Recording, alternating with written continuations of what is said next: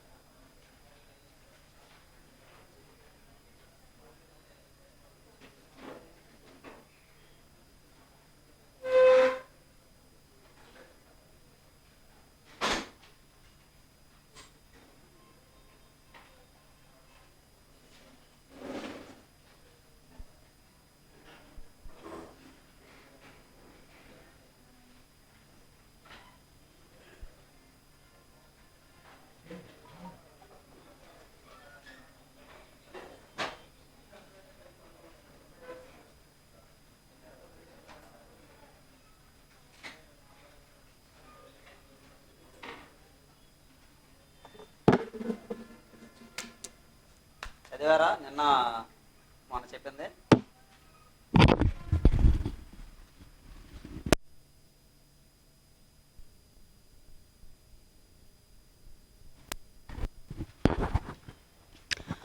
మనం ప్రీవియస్ క్లాస్లో 1948 industrial policy resolution ఏదైతే ఉందో దాని యొక్క ఆబ్జెక్టివ్స్ అయినా చెప్పాము. చూడండి ఒకసారి. ఇండస్ట్రీస్ కూడా చెప్పామా? ఎంతవరకు చెప్పాము ఒకసారి మళ్ళీ? 13 industries established cooperative and private sector if necessary అనే పాయింట్ వరకు వచ్చి అయిపోయాం.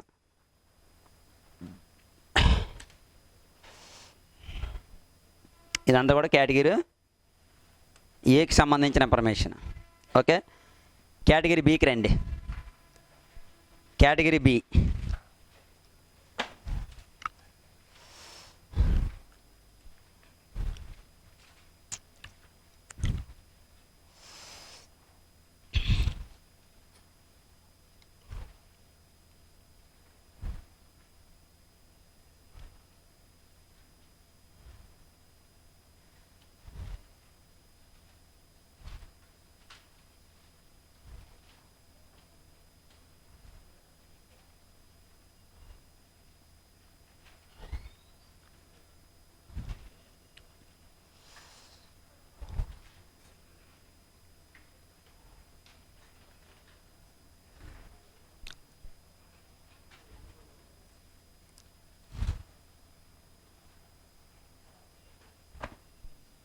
కేటగిరీ బి రాయండి. It has category B it has 12 industries 12. It has 12 industries. నిన్న క్లాసు ఎలాగుంది? బయాలజీ బాగుందా? నిజమేనా? Okay. Industries which will be progressively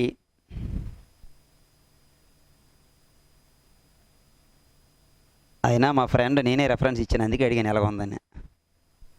progressively state owned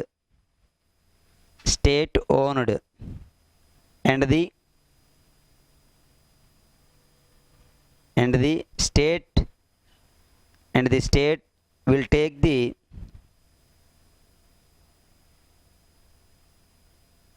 the initiative to set up set up new units at the same time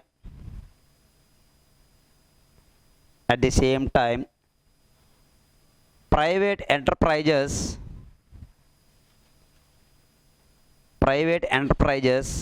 will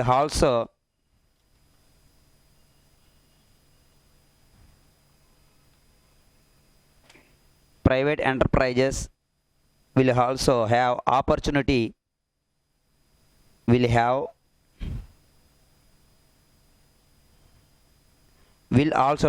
also have opportunity to development in this field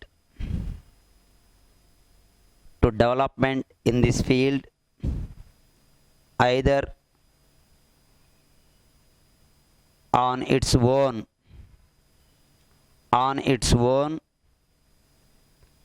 with state participation hand writing పైకి కిందకి తిరుగుతుంది మీది పాములాగా. State participation ఇందులో industries రాసుకోండి లైన్గా. మొత్తం 12 అన్నా కదా, అందులో వచ్చి మెయిన్ ఇండస్ట్రీస్ రాసుకోండి. Mining industries,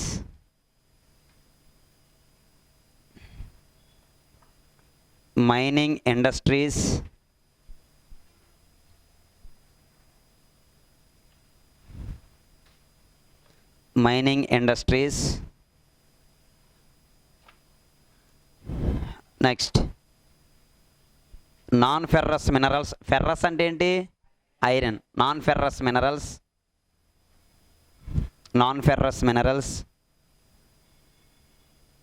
third one aluminium. Main raw material ఏంటి? Bauxite. Very good. Aluminium. Ferro minerals, chemicals, antibiotics,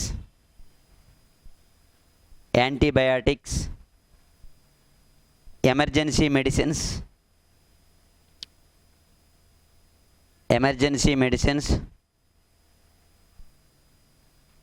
medicines, fertilizers, chemical pulp,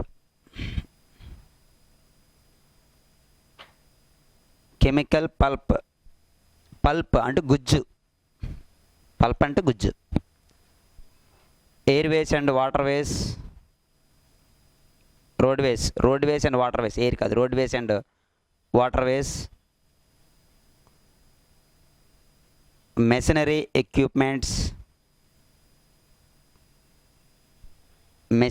equipments and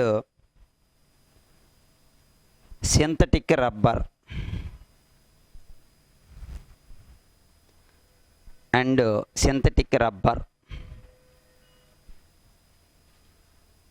ఇది వాడిచ్చినటువంటి 3 కేటగిరీలో సెకండ్ కేటగిరీ. అంటే ఫస్ట్ కేటగిరీ అనేది కంప్లీట్లీ గవర్నమెంట్ సెక్టర్కి ఇచ్చి అందులో 13 ఇండస్ట్రీస్కి they need definitely they support private organizations. That is the condition. In these 17 industries, 4 industries are strictly allotted government sector only. 4 industries అనేది.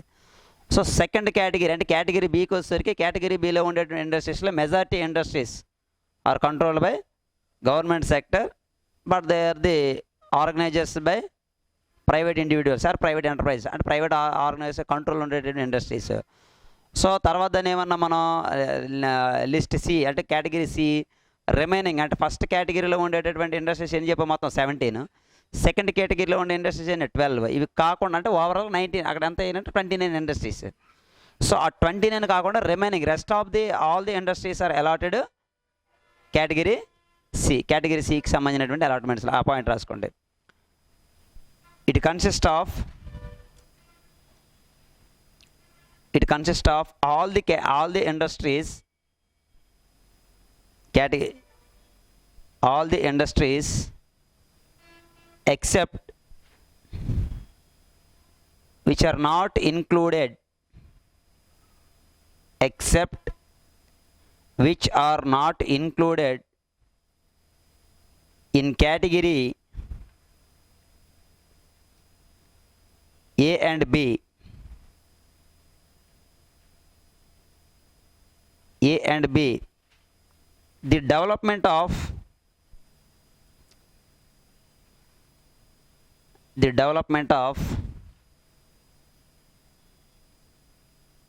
these industries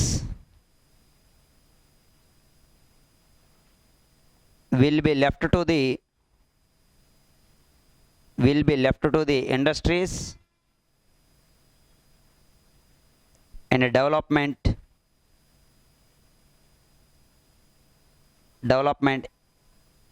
advise sector. So ఇది category సికి సంబంధించిన information అనమాట. Okay, ఆ నెంబర్ ఇంపార్టెంట్. ఏ industries వస్తాయనే దాని మీద very రేర్గా అడిగే బిట్. మొన్న మన ఎస్ఏలు అడిగినప్పుడు ఆ క్లాసిఫికేషన్ హౌ మెనీ కేటగిరీస్ అనే బిట్ అడిగాడు. ఆ కేటగిరీలో ఏలో ఉండే నెంబర్ ఉంది కదా, ఆ నెంబర్స్ చూసుకోండి మనం. ఓకేనండి. నెక్స్ట్ అంటే వాస్తవంగా ఇక్కడ మనకి వచ్చేసరికి ఏంటంటే మొత్తం టోటల్గా తీసుకునేటప్పుడు కొన్ని ఇంపార్టెంట్ చెప్పాను. ఇవి కాకుండా ఇందులో ఇంకొన్ని ఇంపార్టెంట్ ఆబ్జెక్టివ్స్ ఉన్నాయి. అంటే 1956 ఇండస్ట్రియల్ పాలసీలు. ఓకే, అందులో ఒకటి నెక్స్ట్ నెంబర్ రాసుకోండి. కంటిన్యూషన్ నెంబర్లోను ఒకసారి చూడండి. కేటగిరీ ఏసీకి ముందు నెంబర్ ఎంత ఇచ్చాను చూడండి ఒకసారి. 3 కేటగిరీస్ అన్నాం కదా, ఉన్నాను 3 కేటగిరీస్ అన్నాం కదా, అది ఒకటి ఇవ్వండి. First 1956 IPR classified the industries into 3 categories అనే లైన్ ఉంది కదా, అక్కడ ఒకటి ఇవ్వండి నెంబర్. అంటే 1లో ఇవన్నీ కూడాను నెంబర్ 1 ఇవ్వండి అక్కడ ఫస్ట్ లైన్లో. 1956 IPR industries can be classified into 3 categories అనేది ఉంది, అక్కడ 1 ఇవ్వండి. అంటే ఇప్పుడు మనం చెప్పిందంతా కూడా దేంట్లో భాగం 1లో అనమాట. ఇప్పుడు 2 రాండి. It's encourage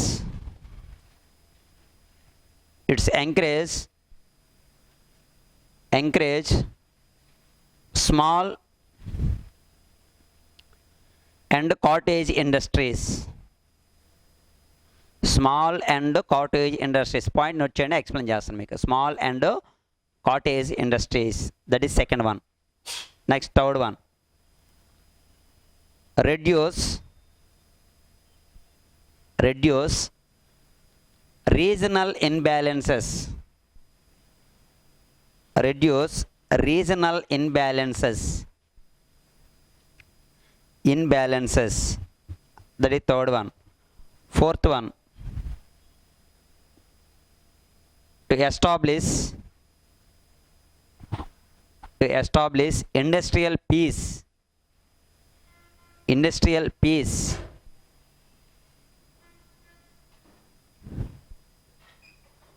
నెక్స్ట్ పీస్ శాంతి చెప్తాను ఎందుకని దీన్ని. Next management and supervision of public sector organizations. Supervision of public sector organization. Next role of labour side heading అందులోనే. నెక్స్ట్ పాయింట్ అందులోనే ఎన్నోది వస్తుంది, 6th one role of labour. అందులో రాసుకోండి. రోల్ ఆఫ్ లేబర్లో ఎలా చూడండి,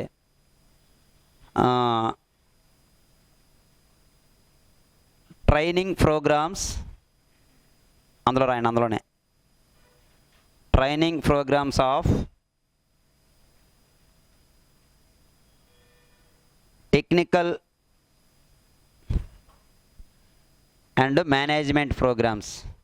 మేనేజ్మెంట్ అన్న టెక్నికల్ అండ్ మేనేజ్మెంట్ అంతే. Technical and management. ఓకే, ఒకసారి ఎలా చూడండి. ఫస్ట్ దాన్ని ఏమన్నాడు మనం. నెక్స్ట్ ఇంకోటి రాయండి. నెక్స్ట్ వన్ రాయండి. Cooperation of public private sectors. Public private sectors. So ఇందులో మొట్టమొదటిది ఏమన్నా ఉంటే చూడండి ఒకసారి. సెకండ్ వన్ ఏమన్నా స్మాల్ అండ్ కాటేజ్ ఇండస్ట్రీస్ ఏమన్నాడు? ఎంకరేజ్మెంట్ చేయమంటాడు, ప్రోత్సహించమంటుండు. ఏం చేయమంటాడండి? ఎంకరేజ్ చేయమంటుండు. ఎందుకనంటే జాగ్రత్త చూడండి. స్మాల్ అండ్ కాటేజ్ ఇండస్ట్రీస్ అనే పదాన్ని ఎందుకుసారి వాడాడు అని అంటే, యాక్చువల్గా 1956 IPR it's mainly importance to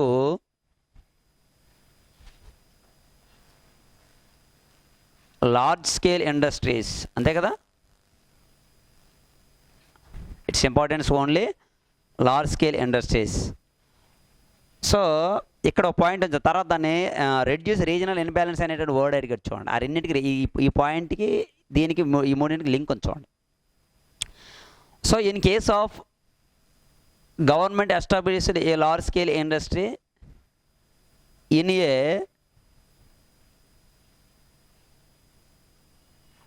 specific place only, ఒక పర్టికులర్ ఏరియాలో మాత్రం ఎస్టాబ్లిష్ చేయగలను. Take for example Visakhapatnam steel plant. Large scale industry, they provide a large number of employment opportunities, but at the same time it's established a specific area or a specific place. So industrial growth తీసుకునేటప్పుడు ఏమవుతుంది? That particular area only develops in industrial. Like Hyderabad మీరు state divide అయినప్పుడు joint ఆంధ్రప్రదేశ్లో industrial development areas అని 2 reasons కనబడతాయి. ఒకటేమొచ్చి Hyderabad Rangareddy surrounding అయితే, second విశాఖపట్నమే. ఈ రెండే కనబడతాయి. What about compare to Visakhapatnam, Vizianagaram అంటే శ్రీకాకుళం. ఈ రెండు ఏరియాలో మనకు లార్జ్ స్కేల్ ఇండస్ట్రీస్ ఉన్నాయా? సో ఆటోమేటిక్గా ఏమైంది? ఇక్కడ రీజనల్ ఇన్బ్యాలెన్స్ అనేది స్టార్ట్ అయింది. అంతే కదా? లార్జ్ స్కేల్ ఇండస్ట్రీ స్పెసిఫిక్ ప్లేస్లో పెడతాం. అదే మనము in case at the same time small and cottage industries established instead of large scale industries. These industries established throughout the nation. Nation వైడ్గా ఎక్కడైనా ఏం చేయొచ్చు మనం వాటిని ఎస్టాబ్లిష్. ఎందుకంటే దీని గురించి ఇన్వెస్ట్మెంట్ ఏమవుద్ది? Less investment, very less quantity of raw material. At the same time investment is also less, తక్కువ ఇన్వెస్ట్మెంట్. వీటన్నిటి ద్వారా డిఫరెంట్ ఏరియాలో పెట్టడం వల్ల ఏమవుతుందంటే లాంగ్ రన్కి వెళ్ళేసరికి ఈ ఇండస్ట్రియల్ డిస్పారిటీస్ ఉంటాయి కదా, ఇండస్ట్రియల్ డిస్పారిటీస్ లేదా రీజనల్ ఇన్బ్యాలెన్స్ అనే వాటిని ఏం చేయొచ్చు? మనం రెడ్యూస్ చేయొచ్చు. బట్ దీనివల్ల ఏమవుతుందంటే large scale industry establishment is one of the causes for regional imbalances ఆ రీజనల్ డిస్పారిటీస్. దానికి ఒక కారణం ఇది. దీన్ని ఓవర్కమ్ చేయాలంటే మనకు ఉన్న ఏకైక ఆప్షన్ ఏంటి? Small scale and cottage industry established throughout the nation, different area. Present మనం అదే ఫాలో అవుతున్నాం. ఓకే, తర్వాత ఇక్కడ ఏమన్నాడు? Specific place. తర్వాత రీజనల్ బ్యాలెన్స్ అనేది చెప్పిన పాయింట్స్లో. ఓకే, ఇవి next third one industrial peace. ఎందుకని ఇండస్ట్రియల్ పీస్ అనే పదాన్ని వాడాడు?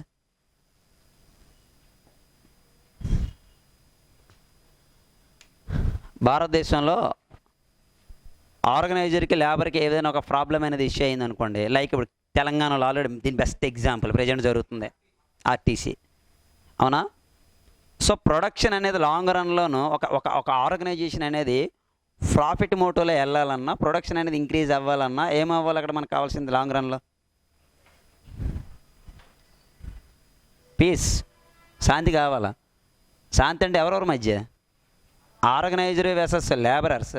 అందుకే మీకు సార్ ఇది ఎగ్జాక్ట్లీ ఇండస్ట్రియల్ పీస్ అనేది వాళ్ళిద్దరి మీద డిపెండ్ అయి ఉందా? డెఫినెట్లీ. యూనో కార్ల్ మార్క్స్ అది తెలుసు కదా మీకు. ఏమన్నాడు కార్ల్ మార్క్స్ అంటే? What is history according to Karl Marx? A fight between haves and have NATS. Very simple word. A fight between haves have nots. అర్థమైంది మీకు? అయినది తెలుగులో దాన్ని ఏమంటారంటే చరిత్ర అంటే కార్ల్ మార్క్స్ ప్రకారం వర్గ పోరాటం తప్ప మరి ఏమీ కాదు అంత ఒకటే లైన్. ఎవరన్నారు? Karl Marx. ఇందులో హ్యావ్స్ అన్నాం. Haves is nothing but communism అనేది దేనికి వ్యతిరేకంగా వచ్చింది? క్యాపిటలిజానికి వ్యతిరేకంగా వచ్చింది కమ్యూనిజం. సో ఆ capitalist is nothing but organizers is nothing but industrialist. అంటే they are haves. Who are have nots? Labourers. So ఆటోమేటిక్గా ఆయన చెప్పాడు a fight between haves and have nots. అంటే వాళ్ళ మధ్య ఎప్పుడైతే మనకి ఒక ఫౌట్ ఒక ఉద్యమం అనేది ఒక ఫైటింగ్ జరిగింది, ఆటోమేటిక్గా ఏం పోతుంది అక్కడ? పీస్. అంటే లాంగ్ రన్లో ఏమవుతుంది? దేని మీద ఎఫెక్ట్ చూపిస్తుంది? ప్రొడక్షన్. సో ఇండస్ట్రియల్ డెవలప్మెంట్ అనేది కావాలనేటప్పుడు ఏముండాలంటే peace is very very important. దీనికి ఇంకా బెస్ట్ ఎగ్జాంపుల్ చెప్పమంటారా? పశ్చిమ బెంగాల్లో నానో ఇండస్ట్రీ. నానో తెలుసా మీకు? టాటా ఫస్ట్ ఎక్కడ ఎస్టాబ్లిష్ చేసాడు? వెస్ట్ బెంగాల్ ఏర్పాటు చేసేటప్పుడు 50% కన్స్ట్రక్షన్ కంప్లీట్ అయిపోయిందండి. 50% కన్స్ట్రక్షన్. మమతా బెనర్జీ ఏం చేసిందంటే కమ్యూనిస్ట్ గవర్నమెంట్ వ్యతిరేకంగా ఎక్కడనో పర్టికులర్ ఏరియాలో లార్జ్ ల్యాండ్ చేసినప్పుడు ఆటోమేటిక్గా ఏమవుతుంది? అక్కడ ల్యాండ్ పూలింగ్ ఎక్కువ చేసినట్టు జరుగుతుంది. It's common thing. ఉదాహరణకి ఏంటంటే మన పక్కన భోగాపురంలో ల్యాండ్ పూలింగ్ జరిగింది, లేదా క్యాపిటల్లో కూడా ల్యాండ్ పూలింగ్ జరుగుతుంది. ఎక్కడైనా కామన్ డెవలప్మెంట్ అయినప్పుడు ఆ ల్యాండ్ పూలింగ్ అనే దాన్ని ఒక ఇష్యూకని చూపించే పొలిటికల్ దీనికోసం అది ఒక పెద్ద ప్రాబ్లం చేసినప్పుడు ఏమైందంటే అక్కడ చిన్న యుద్ధం జరిగింది. పోలీసులకి లోకల్గా ఉండే ఫార్మర్స్ కానీ చాలామంది చనిపోయారు. ఆ పీస్ అంటే అక్కడ జరిగినటువంటి ఆ వైలెన్స్ అనేది ఉంది. ఆ వైలెన్స్ ఇష్యూ అనేది ఎక్కడ దారి తీసిందంటే ఆ ఇండస్ట్రీని మధ్యలో ఆపేసి బయటకు వచ్చాడు టాటా వాడు. వదిలేసాడు వాళ్ళకి దాన్ని వదిలేసాడు. వదిలేసిన తర్వాత ఒక 4 స్టేట్లు సెలెక్ట్ చేసుకున్నాడు ఇండస్ట్రీస్ పెడదామని. మన సౌత్ ఇండియాలో 2 స్టేట్లు, ఒకటి మనది, 2 తమిళనాడు. తర్వాత నార్త్ ఇండియాలోకి వెళ్ళేసారు గుజరాత్, మరి ఇంకోటి, మొత్తం 4 స్టేట్లు. పంజాబ్ ఒకటి పోటీ పడితే వాస్తవంగా టాప్ 2లో ఆంధ్రప్రదేశ్ ఉంది నానో ఇండస్ట్రీకి రావడానికి. కానీ లాస్ట్ మినిట్లో ఏమైంది తెలిసిన? గుజరాత్కి వెళ్ళిపోయింది ఆ ఇండస్ట్రీ. నానో ఇండస్ట్రీ గుజరాత్కి వెళ్ళింది. ఇక్కడ ఎందుకు సరే ఇక్కడ రాలేదని అంటే దానికి కారణం ఏంటంటే అదే టైంలో మనకి ఇక్కడ విశాఖ జిల్లాలోని ఓక్స్ వ్యాగన్ వచ్చింది. గుర్తుంది లేదు మీకు? గుర్తుందా మీకు? బొత్స సత్యనారాయణ వాళ్ళు పోయింది అప్పుడు. పోయింది, అది వచ్చింది పోయింది. కరెక్ట్గా అదే టైంలో ఇండస్ట్రీ ఎప్పుడైతే ఇష్యూ జరిగిందో అప్పుడు ఆటోమేటిక్ ఇన్వెస్ట్మెంట్ పెట్టినట్టుగా ఏమో ఆటోమేటిక్గానే భయం ఉంటుంది. ఆల్రెడీ దెబ్బ తినేసి ఉన్నాడు. సో అందువల్ల ఏమైంది? బ్యాకప్ చేసుకెళ్ళి నరేంద్ర మోడీ ఏం చేశాడు తెలుసండి? చూడండి ఎంత చాతుర్యం. సీఎం నరేంద్ర మోడీ అప్పుడు ఆయన అన్నాడు, మా రాష్ట్రానికి నువ్వు ఖాళీ చెంపుతోరా. ఎవరిని? టాటా వాడిని. వెళ్ళినప్పుడు పాలు పట్టుకొని వెళ్ళు, లాభం. మనడు మంచి వాక్చాతుర్యం ఉన్నాడు, తెలుసు కదా ఆల్రెడీ మన చూస్తున్నాం. మామూలుగా కాదు, మనకి బాత్ కాదు, ఇంకే విధంగా మంచి వాక్చాతుర్యం అండి. మాటలతో కలిసిపోతాడు. ట్రంప్ ఒబామాతో నాకు తెలిసిన భారతదేశ ప్రధానులు ఎవడాలి కలలేదు. కలిసిరా? చెప్పండి ఒకసారి. ఎంత దోస్త్ అంటే ఇద్దరు టీ కూడా వేసుకునేటటువంటి ఫ్రెండ్షిప్కి వెళ్ళిపోయాడు, మామూలుగా కాదు. అదేంటే కొంతమంది దూసుకుపోయి మనసత్వం అంటాం కదా, ఆ క్యారెక్టర్ అనేది నరేంద్ర మోడీ చాలా ఫాస్ట్గా ఇంటరాక్ట్ అవుతారనమాట. అది మెయిన్ ప్లస్ పాయింట్. అది రాజకీయ నాయకుడు ఉండాల్సిన లక్షణం. ఆ ఇంట్రాక్షన్ అనేది ఎప్పుడైతే ఉందో ఆటోమేటిక్ డెవలప్ అవుతుంది. సెకండరీ పక్కన పెట్టండి. సో ఇది దీనికి సంబంధించినది. నెక్స్ట్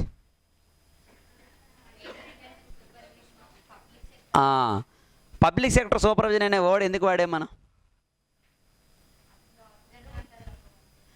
ఇండియాలో majority public sector industries are runs in లాస్లో నడుస్తాయి. ఎందుకని చెప్పండి? ఇదే 1991 న్యూ ఎకనామిక్ రిఫార్మ్స్కి ఒక కారణం ప్రైవేటైజేషన్. ఎందుకు లాస్లో నడుస్తుంది చెప్పండి? వాడు అక్కడ సూపర్వైజ్ చేయమన్నాడు. అది కూడా పబ్లిక్ సెక్టర్ ఇండస్ట్రీని. ఎందుకని? ఏం కాదు, గవర్నమెంట్ పట్టించుకోకపోవడం అనేది ఒక రీజన్ కాదనట్లేదు. అన్నింటికంటే ముఖ్యంగా ఏంటంటే గవర్నమెంట్ జాబ్ అనగానే వాడికి ఉండేటటువంటి ఒక సాధారణమైన అభిప్రాయం ఏంటంటే పని చేసినా చేయకపోయినా టైంకి నాకు శాలరీ వస్తుంది, నేను ఎవరికి ఆన్సర్ చేయాల్సిన అవసరం లేదు అనేటటువంటి ఒక బలమైనటువంటి భావన అయితే ఉంది ఈ రోజుకి. ఉదాహరణకి ఎవరైనా గవర్నమెంట్ టీచరు, నిజం మ్యాక్సిమం, అంటే నేను విమర్శన కాదు కానీ 60% 70% మ్యాక్సిమం చెప్పే కంటే ఆడుకునే బ్యాచ్ ఎక్కువ. అంటే నేను ఆల్రెడీ నేను చాలామంది ఉంది. అందువల్ల ఏమవుతుంది? లాంగ్ రన్లో ఏమవుతుంది? అది లాస్ అవుతుంది, ఇండస్ట్రీస్ లాస్ అవుతాయి. అందుకే డిస్ఇన్వెస్ట్మెంట్ పాలసీ తీసుకొచ్చా 1991. అంటే private sector government sector organization ఏం చేసాం? ప్రైవేట్ సెక్టర్ పర్చేజ్ చేసి ఆ ఇన్వెస్ట్మెంట్ని బ్యాకప్ చేసాం. That is called disinvestment. It is also part of privatization. So private సెక్టర్ని మనం ఎంకరేజ్ చేసాం 1991 తర్వాత? ఎందుకు ఎంకరేజ్ చేసాం ప్రైవేట్ సెక్టర్? గవర్నమెంట్ సెక్టర్ యొక్క వర్కింగ్ సక్రమంగా లేదు. ఉదాహరణ ఏంటంటే బిఎస్ఎన్ఎల్ మనం చెప్పాం కనెక్టింగ్ ఇండియా, అది ఎప్పుడు కనెక్ట్ అవుతుంది? పేరుకి మాత్రం చెప్తుంటాం మనం. అంటే ఒక గవర్నమెంట్ సెక్టర్ యొక్క పని వర్కింగ్ అనేది దేని మీద డిపెండ్ అయి ఉంటుంది? అందులో పనిచేసేటటువంటి లేబరర్స్, లేకపోతే అక్కడ ఉండేటటువంటి దీని మీద డిపెండ్ అయి ఉంటుంది. ఎప్పుడైతే వాళ్ళు ఆ లేబరర్స్ వర్క్ అనేది సక్రమంగా వాళ్ళు ఏం చేయాలి? మనం సక్రమంగా వర్క్ పెట్టాలంటే ఏం చేయాలి? మనం సూపర్వైజ్ గైడ్ చేయాలి. ఆ గైడ్ చేసి ఆటోమేటిక్గా ఏమవుతుంది? ప్రాఫిట్ మోటివ్లోకి వెళ్తుంది అనమాట. అది చేయలేదు, అది చేయమంటాను ఇక్కడ. అప్పుడు ఏమవుతుంది? లాంగ్ రన్లో all the government industries are they got profit మోటివ్లో వెళ్ళి ప్రాఫిట్స్ అనేవి గెయిన్ చేయని అవకాశం ఉంటుంది. అది ఆయన చెప్పే పర్పస్ అది. Okay, next role of labour. ఇందామని చెప్పాం కదా, లేబరే ముఖ్యమండి. ఎందుకు సార్ లేబరే ముఖ్యమని అంటే, మీరు ఎప్పుడైనా చూడండి, ఒక సంస్థ లాంగ్ రన్లోనూ భారీ ప్రాఫిట్స్కి వెళ్ళినప్పుడు అందులో కీ రోల్ ప్లే చేసేది లేబరర్స్. పని చేసినప్పుడు ఎప్పుడు కూడా ఎలా ఫీల్ అవ్వాలి తెలుసా? ఇది నాది అనేటటువంటి ఫీలింగ్ ఉండేటప్పుడు అది వేరే, ఇది దీనికోసమే చేస్తున్నామంటే ఆ యాటిట్యూడ్ వేరు. ఇప్పుడు ఉదాహరణకి మీకు చిన్న ఎగ్జాంపుల్ చెప్తాను చూడండి. మీకు ప్రతి దీపావళి వచ్చినప్పుడు సూరత్లో ఈ డైమండ్ వ్యాపారస్తులు పేపర్లు వేస్తుంటారు చూడండి. వాడికి వచ్చినటువంటి ప్రాఫిట్స్లో 50% ఫ్లాట్స్, డైమండ్ నెక్లెస్, కార్లు, టీవీస్తో సహా మొత్తం వాడి స్థాయిని బట్టి డిస్ట్రిబ్యూట్ చేస్తారు. 50% ప్రాఫిట్ని ఇచ్చాడు. వాడికి ఇంకోటి కూడా చేస్తారు, అదే డైమండ్ వ్యాపారస్తులు ఏం చేస్తారు, ఎవ్రీ ఇయర్ కూడా వాళ్ళ వారసులు ఉంటారు కదా, నెక్స్ట్ జనరేషన్ ఎవడైతే ఓనర్ కాబోతున్న వాడిని 500 రూపీస్ ఇచ్చేసి భారతదేశం ఎక్కడ దగ్గర వదిలేస్తారు. వాడిని 500 ఇచ్చి 6 నెలలు బతకమంటాడు వాడిని. బట్ అటు కోట్లు ఉంటాయి వాడి చేతిలో, కానీ వాడిని మాత్రం ఎంత వేస్తాడు? 500 ఇచ్చి. మొన్న మన హైదరాబాద్లో జరిగింది అలాంటి ఇష్యూ, పేపర్లు వేసారు, చూసారు లేదు మీరు? 500 ఇచ్చిన తర్వాత రైల్వే స్టేషన్ తీసుకెళ్ళి ట్రైన్ ఎక్కించిన దాకా తెలియదు, ఓపెన్ చేసిన దగ్గర ఎక్కడికి వెళ్తుండ. ట్రైన్ టికెట్ ఉంది, హైదరాబాద్ టికెట్, ఖర్చుకి 500 ఇచ్చారు అంతే. నువ్వు వాడికి వెళ్ళిన తర్వాత ఫోన్పే లేవు అక్కడ. ఓకే, అక్కడికి వెళ్ళిన తర్వాత ఎవడో చెప్పకూడదు, నువ్వేం చేయకూడదు. ఓకేనా? ఆ 5 years 500 పట్టుకెళ్ళి ఫస్ట్ 3 days బస్ స్టాప్ ఉంటుందా మనకి, ఆ బస్ స్టాప్లో ఉన్నటువంటి వీటిలో పడుకొని ఏది చేసినా ఒక 3 రోజుల తర్వాత 500 అయిపోయి, ఆ తర్వాత హోటల్లోనూ కప్పులు కడిగే బాయ్ కింద జాయిన్ అయ్యాడు. ఫస్ట్ జాబ్ ఒక కరెక్ట్ 2 నెలల తర్వాత ప్రమోషన్ వచ్చింది, సర్వర్ కింద ప్రమోట్ అయ్యాడు. అర్థమైందా? 6 months అక్కడ చేసిన తర్వాత ఆ 6 months పీరియడ్ అయిపోయిన తర్వాత వాళ్ళ ఫాదర్ వచ్చి లోకల్ కమిషనర్ పట్టుకొని ఎంక్వైరీ చేసిన తర్వాత అప్పుడు మనం తీసుకొని అప్పుడు పేపర్ స్టేట్మెంట్ ఇచ్చిన తర్వాత అర్థమైంది 1000 crores ఓనర్, కాబోయే ఓనర్ అయినా. కానీ అంతకంటే ముందు ఎందుకు సార్ మరి అక్కడ తీసుకెళ్లారంటే, ఎస్, అక్కడ విషయం ఏంటి తెలుసండి, డబ్బు విలువ. ఫస్ట్ ఆఫ్ ఆల్ లేబర్ శ్రమ యొక్క విలువని అవతలోడికి నేర్పాలి. మన పిల్లలకైనా మనమే నేర్పాల్సింది అదే. ఖర్చు పెట్టడం గొప్ప కాదు, ఎవడైనా ఖర్చు పెడతాడు, బట్ అది సంపాదించేటటువంటి వేసు, ఆ సంపాదనలో ఉండేటటువంటి కష్టం అది నేర్పాలి. అదే నేర్పుతుంటారు వాళ్ళు. అది నేర్పేటప్పుడు అలాంటి యాటిట్యూడ్ వచ్చినప్పుడు రేపు వీడు ఓనర్ అయినప్పుడు వీడు కూడా ఆ కష్టం యొక్క విలువ తెలుస్తుంది. అది మెయిన్ ఉద్దేశం. అందుకని ఏంటంటే ఆ లేబరర్స్ ఉన్నారే వాళ్ళ ట్రీట్మెంట్ మెయిన్ ఇంపార్టెంట్ అండి. వాళ్ళు తీసుకుని అందుకనే సంస్థలోనే ఎవడైతే మీరు చూడండి పెద్ద సంస్థలు ఏవైతే ఉన్నాయో లేబరర్కి ఇచ్చే ట్రీట్మెంట్ మెయిన్ ఇంపార్టెంట్. మీరు అంతవరకు అవసరం లేదు. మా దృష్టిలో ఫ్యాకల్టీ విషయంలో మేము ఇన్స్టిట్యూట్స్కి వెళ్ళినప్పుడు మేము ఫస్ట్ చూసేది ఏంటి తెలుసా, పేమెంట్ కాదు, ట్రీట్మెంట్ చూస్తాం. ఫస్ట్ ట్రీట్మెంట్ తేడా కొస్తే వెంటనే ఒక్క రోజు కూడా ఉండవండి. ఒకే రోజు మా హైత్ క్లాస్, 2వ రోజు 3వ రోజు సారి మా డబ్బులు ఇచ్చి వెళ్ళిపోతాం. Treatment main important. అది నేను కూడా లేబర్ కింద లెక్క ఇక్కడ కూడా గుర్తుంచుకోండి. అంటే ఇక్కడ ఏంటంటే శారీరకమైన మానసికమైనటువంటి శ్రామికుడు నేను, అంటే మెంటల్గా లేబర్ అనమాట ఇది. సో ఏనేబే అక్కడ పెట్టినప్పుడు వాడికి ఏం చేయాలి, ఆ లేబర్కి మనము ట్రైనింగ్ స్కిల్ ట్రైనింగ్ ఇవ్వాలి. స్కిల్ ట్రైనింగ్ అంటే ఆ పర్టికులర్ దీంట్లో వచ్చేటటువంటి న్యూ టెక్నిక్స్, టెక్నాలజీని ఇంప్లిమెంటేషన్ ఇలా రకరకాలు చేయగలగాలి. అప్పుడు చేసినప్పుడు ఏమవుతుంది, లాంగ్ రన్లో ఆ ప్రొడక్షన్ అనేది ఇంక్రీజ్ అవుతుంది. అదే అక్కడ లేబర్ రోల్ ఆఫ్ లేబర్ అంటే అదే రోల్. లేబరే కీ రోల్ ప్లే చేస్తారండి ఏ సంస్థ యొక్క దీంట్లోనైనా కూడాను. అందుకే చూడండి చాలా సంస్థలు ఉన్నాయి. ఇప్పుడు ఉదాహరణకి టాటా వర్డ్, మీరు అప్పుడప్పుడు మీరు ఫేస్బుక్ వాట్సాప్లో చూస్తుంటారు. మధ్యాహ్నం భోజనం చేసినప్పుడు రతన్ టాటా హోటల్లోకి వెళ్ళిపోయి వాళ్ళు క్యాంటీన్లోకి వెళ్ళిపోయి రెగ్యులర్ లేబర్తో పాటు కూర్చొని తింటాడు ఆయన. అవునా కదా? అంటే దట్ ఈస్ ట్రీట్మెంట్. నిజమండి, అదేంటంటే లేబర్కి ఇచ్చే ట్రీట్మెంట్. ఇక లోకల్లో కూడా మీరు వైజాగ్లోను ఇంతమంది ఎమ్మెల్యేలు మారుతాడు, ఒక ఎమ్మెల్యే మాత్రం గన్షాట్ గెలుస్తాడు, వెలగపూడి రామకృష్ణ బాబు అని. ఒకటే రీజన్ ఏంటి తెలుసా, ఆటో డ్రైవర్ వచ్చి కూడా కార్డు ఇస్తాడు, ఇంటికి వెళ్ళిపోయి డబ్బులు ఇచ్చేసి వాళ్ళతో పాటు లైన్లో కూర్చొని కింద కూర్చొని భోంచేస్తాడు. అంటే ఇప్పుడు ఏమవుతుంది, మీరు కూడా మాతో ఒకటే ఈక్వల్ అనేటటువంటి ఒక ఇది, దాన్ని ఎవడు మార్చలేడు. అది లేబర్ అయినా ఇది, అందుకేంటంటే ఆ వేరియేషన్ అని చూపించకూడదు. తర్వాత వాళ్ళకి ట్రైనింగ్ అనే ప్రోగ్రామ్స్ ఇవ్వాలి, స్కిల్ ట్రైనింగ్ ఇవ్వాలి, వాళ్ళకి మారుతున్నటువంటి ప్రొడక్ట్ టెక్నిక్స్ని వాడు ఎప్పటికప్పుడు ఏం చేయాలి, వాళ్ళని అప్డేట్ చేయాలి. అప్పుడు ఆటోమేటిక్గా ఏమవుతుంది, ప్రొడక్షన్ అనేది మారుతుంది అనమాట. సో అది next public and private side రెండు కూడా ఏం చేయాలి, కోఆర్డినేట్ చేసుకోవాలి. ఒకదాని కోఆర్డినేట్ చేసుకోవాలి, ఒకదాని కోఆపరేట్ చేసుకోవాలి. ఎందుకు సార్ ఒకదాని కోఆపరేట్ చేసుకోమంటామంటే, ఒక లార్జ్ స్కేల్ ఇండస్ట్రీ ఉంది, ఎగ్జాంపుల్ గవర్నమెంట్ సెక్టర్లో లైక్ ఐరన్ ఇండస్ట్రీలు, కానీ దానికి కావాల్సినటువంటి సమ్ రా మెటీరియల్ సప్లై చేసి ఏముంటాయి, ప్రైవేట్ ఆర్గనైజేషన్స్ ఉంటాయి. అంటే ప్రైవేట్ ఆర్గనైజేషన్ ఏం చేయాలి, వాడికి రా మెటీరియల్ని సప్లై చేస్తే ఆటోమేటిక్గా ఏమవుతుంది, రన్ అవుతుంది. అంటే వీడి యొక్క కోఆర్డినేషన్ అవసరం. అలాగే కొన్ని లార్జ్ స్కేల్ ప్రైవేట్ ఇండస్ట్రీస్ ఉన్నాయి, దానికి కావాల్సిన రా మెటీరియల్ వాటి అన్నింటిని ఎవరు సప్లై చేస్తారు, government sector. And government sector permission ఇవ్వాలి. మైన్స్ కానీ మరి ఇంకోదని వాటర్ కానీ ఎలక్ట్రిసిటీ కానీ వీటన్నిటి కూడా సబ్సిడీస్ ఇవన్నీ. అప్పుడు ఆటోమేటిక్గా ప్రైవేట్ సెక్టర్ అనేది ఏమవుతుంది, ఇంక్రీజ్ అవ్వడం, డెవలప్ అవుతుంది. అలాగే కోఆర్డినేషన్ ఉండాలి. ఎందుకంటే ఎకానమీ అనేసరికి ఎకానమీలో డెఫినెట్గా రెండు సెక్టర్లు ఉంటాయి. అంటే ఒక బండికి జోడెద్ది బండ్లు అంటారు, తెలుసు కదా మీకు. ఎడ్ల బండికి ఎన్ని సెక్టర్లు ఉంటాయి, 4 ఉండవు, 2 ఉంటాయి. ఒక చక్రం ప్రైవేట్ సెక్టర్ అయితే ఇంకోటి పబ్లిక్ సెక్టర్. ఈ రెండు కోఆర్డినేషన్ వెళ్తేనే వెహికల్ అనేది ముందుకెళ్తుంది. ఇందులో ఏ వాటర్ బ్రేక్ అయినా ఒక చక్రంతో బ్రేక్ అయిపోవడం ఇంకా అక్కడ. అందువల్ల కోఆర్డినేట్ చేయమంటనమాట. సో ఇది దేనికి సంబంధించి 1956 ఐపీఆర్కి సంబంధించి. నెక్స్ట్ హెడ్డింగ్ పడండి. కొన్ని రివ్యూ అని రాసుకోండి, రివ్యూస్ అని రాసుకోండి, రివ్యూ అని రాసుకోండి, దీనికే రివ్యూ రాసుకోండి. రివ్యూ దీన్ని చూడండి. 1956 IPR is called as economic constitution. ఏమంటున్నాం మనం, ఎకనామిక్ కాన్స్టిట్యూషన్. ఎందుకు sir the word economic constitution అనేటటువంటి ఆ వర్డ్ ఎందుకు వాడాడు sir, why they can use economic constitution. What is the meaning of constitution? తెలుగులో అవ్వ పేరేంటి ముసలమ్మ అన్నట్టు ఉంది ఇది మీరు చెప్పింది, నేను అది అడగట్లేదు.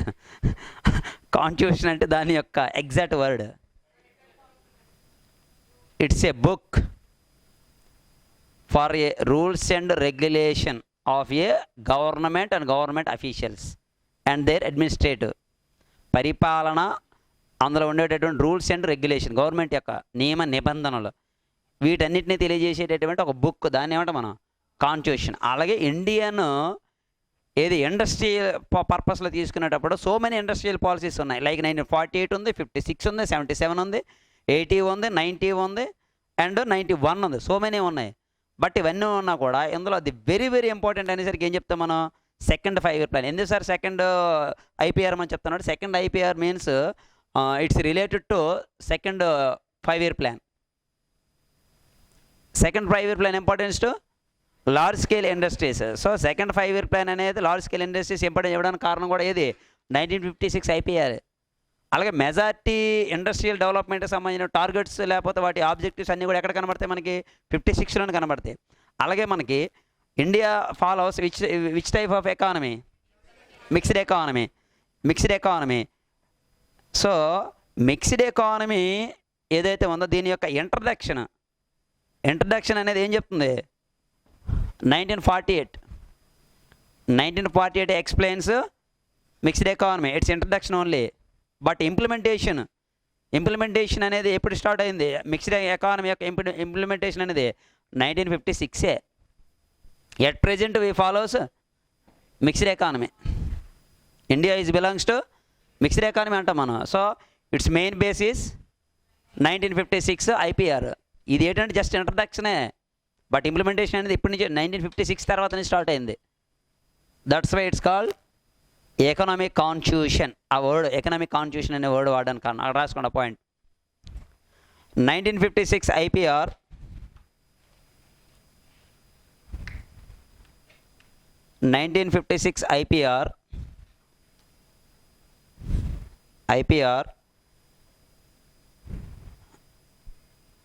may be described may be described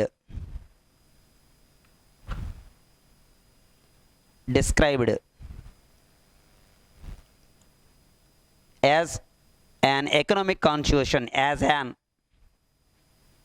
an economic constitution. Invert కామలో పెట్టండి ఆ word. Which induced continuation, which invert కామలో పెట్టి అండర్లైన్ చేయండి. Which induced rapid industrialization in India. Rapid industrialization in India.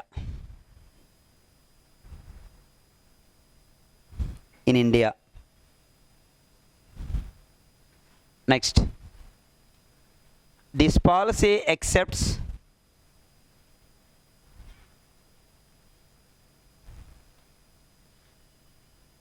కొట్టేయండి. ఇది ఆల్రెడీ మనం సైడ్ హెడింగ్లు ఇచ్చాం, ఈ పాయింట్ వద్దులేండి, కొట్టేయండి ఇచ్చి పాలసీ కొట్టేయండి. నెక్స్ట్ హెడింగ్ పట్టండి 1977 IPR.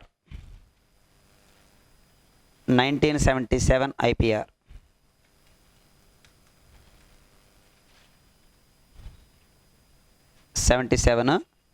IPR ఒకసారి ఇలా చూడండి. ఇందులో ఉన్న ముఖ్య ఇంపార్టెంట్ ఆస్పెక్ట్స్ చూసి ఒకసారి నోట్స్కి వెళ్దాం. ఇది ప్రీవియస్ గ్రూప్ 2 బిట్ అండి. ఎక్కడి నుంచి ప్రీవియస్ గ్రూప్ 2లో బిట్ వచ్చింది.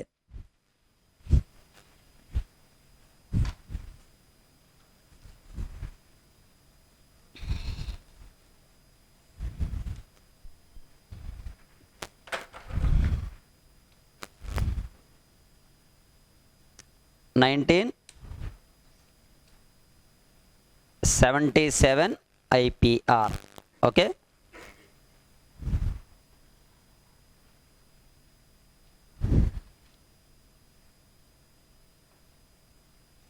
This policy introduced by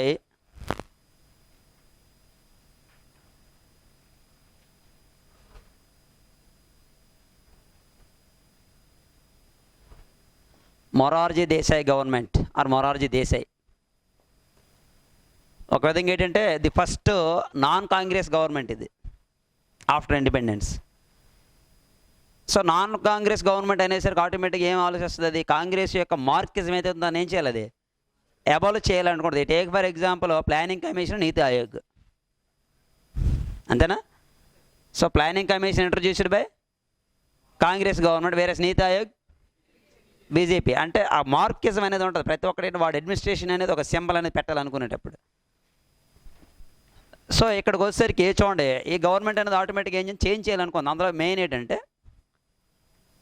so ఇది ఎప్పుడన్నా ఇది 77, దీనికి ముందున్న ఏది ఇండస్ట్రియల్ పాలసీ ఏది బిఫోర్ 1956. సో ఎన్ని సంవత్సరాల మధ్యలో గ్యాప్ అనేది మనకి 20 years, నియర్లీ 20 years. సో అంటే 1956 to 97, the entire 20 years based on 1956 IPR. It's based on 1956 IPR. In this process, India have changed some changes, but they face some problems. కొన్ని మార్పులు వచ్చినప్పుడు కూడా కొన్ని ప్రాబ్లమ్ ఫేస్ చేశారు. That is main problem. Increase unemployment, first one. Second, increase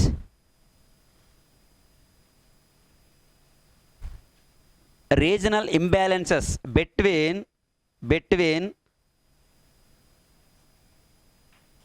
urban and rural. Next, decline or decrease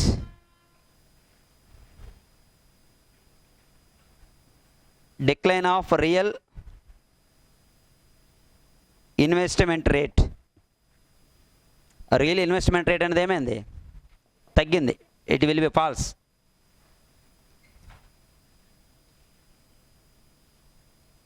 industrial growth rate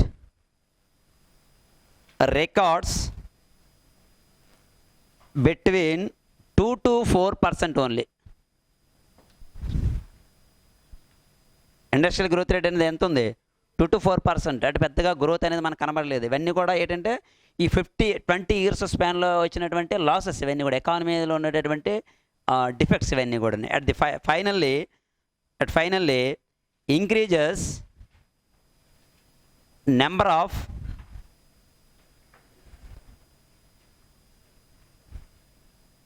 sick industries. ఏంటి sick అంటే? దానికి మనం వాళ్ళు పెట్టిన పేరు కాయలో పడిన పరిశ్రమలు తెలుగులో. అంటే కాయలో పడిపోమని కాదు, ఏమంటే తెలుగు దాన్ని కాయల అంటే ఏంటో తెలుసా? దీనికి ఎగ్జాక్ట్గా ఇచ్చిన మీనింగ్ అంటే సిక్ ఇండస్ట్రీస్ అంటే ఏంటో తెలుసా? ఒక ఇండస్ట్రీ ఏదైతే సిక్ అన్నామో ఆ ఇండస్ట్రీ ఏంటంటే అది కానీ దానికి ఉండేటటువంటి డెబిట్స్ ఉంటాయి కదా, అప్పులు, ఆ క్రెడిట్స్ ఇవన్నీ, వాటిని మనము ఓవర్కమ్ చేయాలంటే దానికి ఉన్న ప్రాపర్టీస్ని ఏం చేయాలి? సేల్ చేయాలి. అలా సేల్ చేసినా కూడా అప్పుల కంటే దీని ప్రాపర్టీస్ యొక్క వాల్యూ అనేది తక్కువగా ఉంటే వాటిని సిక్ ఇండస్ట్రీస్ అంటాం. అంటే కోలుకోవడానికి అవకాశమే లేని పరిశ్రమ అనమాట. సో వీటిని ఏమంటాం మన సిక్ ఇండస్ట్రీస్. అది సిక్ ఇండస్ట్రీస్ అంటే. అలాంటి సిక్ ఇండస్ట్రీ ఇండియాలో ఏముందా? ఒకే ఒకడు ఉన్నాడు, అనిల్ అంబానీ. ముఖేష్ కాదు, రిలయన్స్లోనే వాళ్ళ తమ్ముడు తమ్ముడే. మొన్న ఆల్రెడీ డబ్బులు ఇచ్చి కూడా బయటికి లేక వాడు ఆస్తులన్నీ అమ్మితే భారతదేశంలో అత్యంత బెకారుడు వాడే అవుతాడు. ఫుల్ లాస్లో ఉన్నాడు, మామూలు కాదు. మొత్తం ఆడే కాదు, ఇండియాలో ఉండే మెజారిటీ ఇండస్ట్రీ స్టేట్ బ్యాంకు లోన్ల మీద గెట్టిన అవుతున్నారు వాళ్ళు. ఏ గవర్నమెంట్ వచ్చినా ఏం చేస్తుందంటే లోన్ అనేదాన్ని అబాలిష్ చేస్తుంది, రద్దు చేస్తుంది. అందుకోసం వాళ్ళు పొలిటికల్ పార్టీలు అడ్డు పెట్టుకోవడానికి కారణం. అందుకని మీకు వచ్చినాడు ఎప్పుడు కూడా సెంట్రల్ గవర్నమెంట్ వచ్చేది ఎప్పుడు కూడా ఏం చేస్తే ఇండస్ట్రీస్ సపోర్ట్ లేకుండా ఏ గవర్నమెంట్ రాదు. వాడు రాగానే చేసే పని అదే. నరేంద్ర మోడీ బాగా చేసాడు, బాగా వీళ్ళు బయటికి తీసుకొచ్చాడు మొత్తం చాలామంది ఇండస్ట్రీస్ని. ఓకే, ఎనీవే అది పక్కన పెట్టండి. ఇవి మెయిన్ లాసెస్. ఏది ఈ 20 ఇయర్స్లో జరిగినటువంటి మెయిన్ ప్రాబ్లం, ఎకానమీ ఫేస్ చేసే ప్రాబ్లమ్స్. అందువల్ల ఏం చేసాం మనం 77 ఇందులో ఉండేటటువంటి మెయిన్ ఫ్యూచర్స్ చూద్దాం ఒకసారి. Main futures. First future, the very first one, its importance to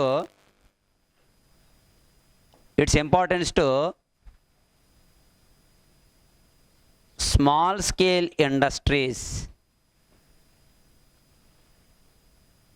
it's importance to small scale industries. This is previous group 2 బిట్టిదే, ప్రిలిమినరీ ఎగ్జామ్ బిట్టిది. 1977 industrial policy resolution importance to small scale industry. This is first one. Second one, in this policy industries can be classified into 3 categories. How many categories? 3 categories. That is first one, tiny industries. Tiny word jatham, tiny అంటే investment పర్పస్లో బాగా తక్కువ investment, తక్కువ లేబర్తో run అయ్యేటటువంటి tiny. Second cottage. Third small scale. ఇది classification. What is mean by cottage? అదే ఏంటి తెలుగులో కుటీర పరిశ్రమలే.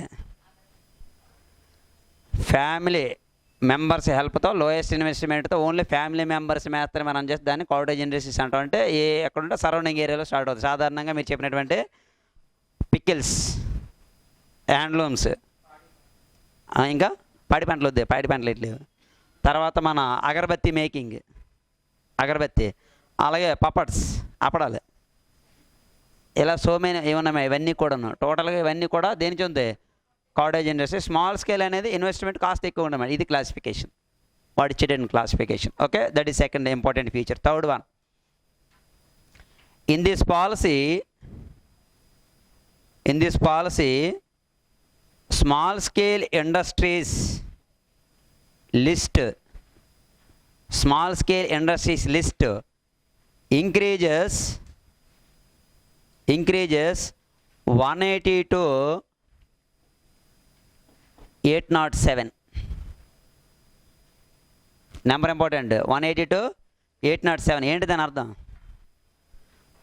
Before 1997, so small scale industries are established only 180 goods, 180 వస్తువుల్లోనే వాళ్ళు తయారు చేయాలి. So after 1977 it's increases 807. అంటే స్మాల్ స్కేల్ ఇండస్ట్రీస్ని ఏం చేశారు 807. అంటే అంతకుముందు ఈ 180 కంటే మిగిలినవన్నీ కూడా మిగిలిన వాటిలో ఉండే లార్జ్ స్కేల్ ఉండేవి, వాటిని కూడా ఏం చేశారు స్మాల్ స్కేల్ ఇంక్లూడ్ చేసాం అనమాట. ఇది ఇక ఫోర్త్ వన్, ఈ 1978 డేట్ వెరీ వెరీ ఇంపార్టెంట్. ఈ 1978 industrially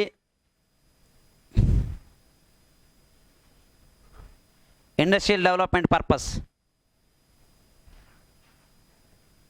in each district established a district, ఇక్కడ రాసాను చూడండి, district industrial estates.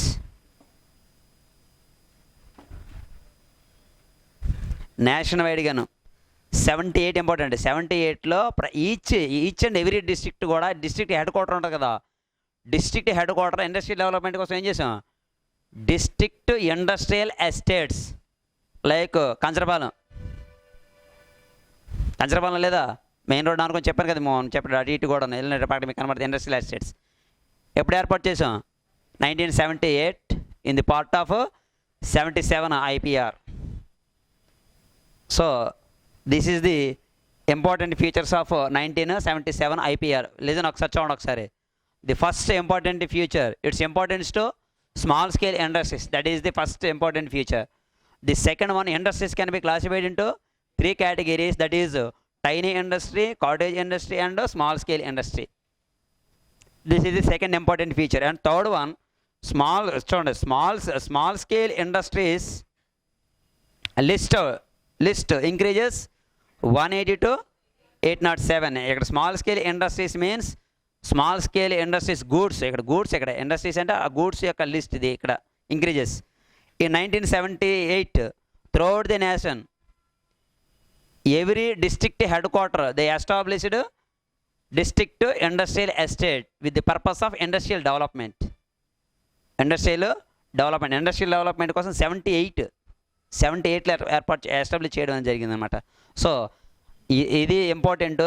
దీంట్లో ఉండేటటువంటి అంటే బిఫోర్ అంటే 1977 ముందు ఉన్న డ్రాబ్యాక్స్ ఇవన్నీ కూడా. ఈ డ్రాబ్యాక్స్ ఈ పర్సనేజ్ గుర్తుంచుకోండి, పర్సనేజ్ ఇంపార్టెంట్ 2.2 to 4% అని. Okay, this is 1977 IPR. అది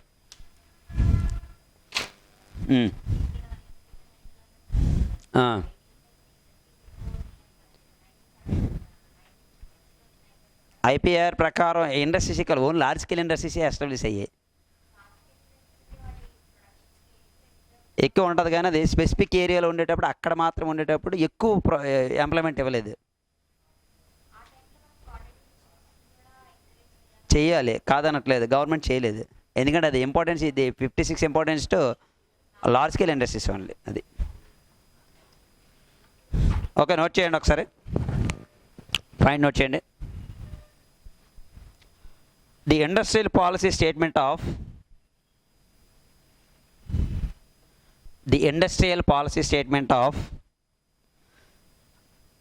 1977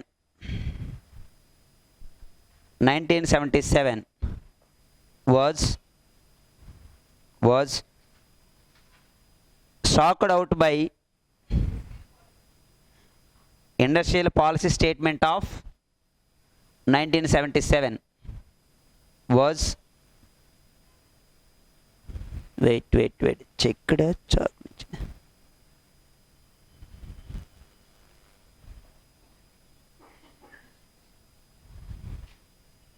చెక్డ్ అవుట్ అని రాయండి. షాక్డ్ అవుటే, చెక్డ్ అవుట్ కాదు, షాక్డ్. ఒక్క 5 నిమిషాలు ఉండి ఆ వర్డ్ అది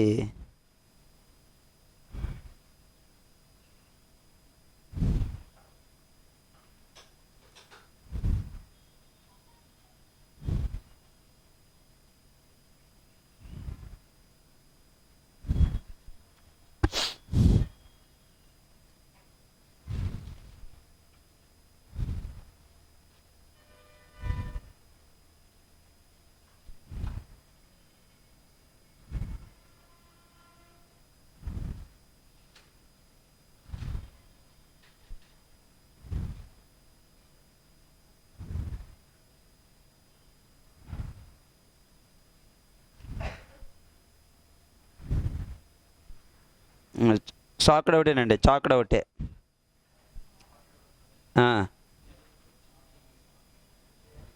CHALKED, chalked out by a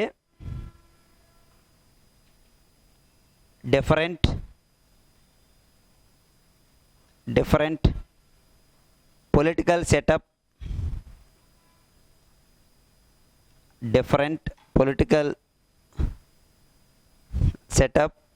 from the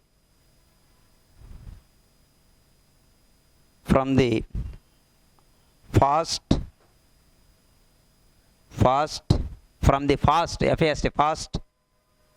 with a different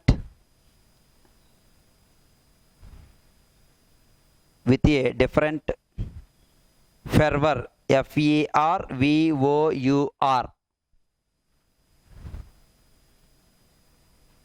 Next point, the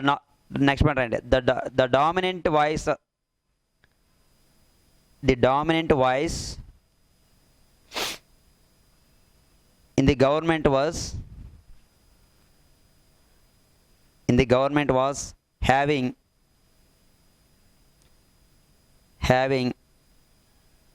an anti-Indira Gandhi government వ్యతిరేకంగా was having an anti-Indira stance with an inclination, INCLI, an inclination towards the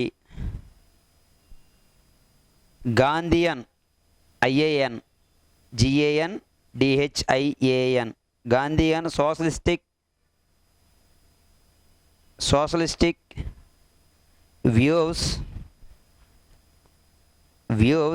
towards the economy.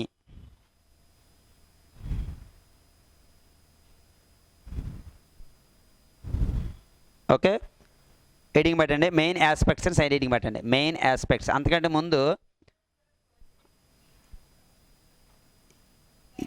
Wait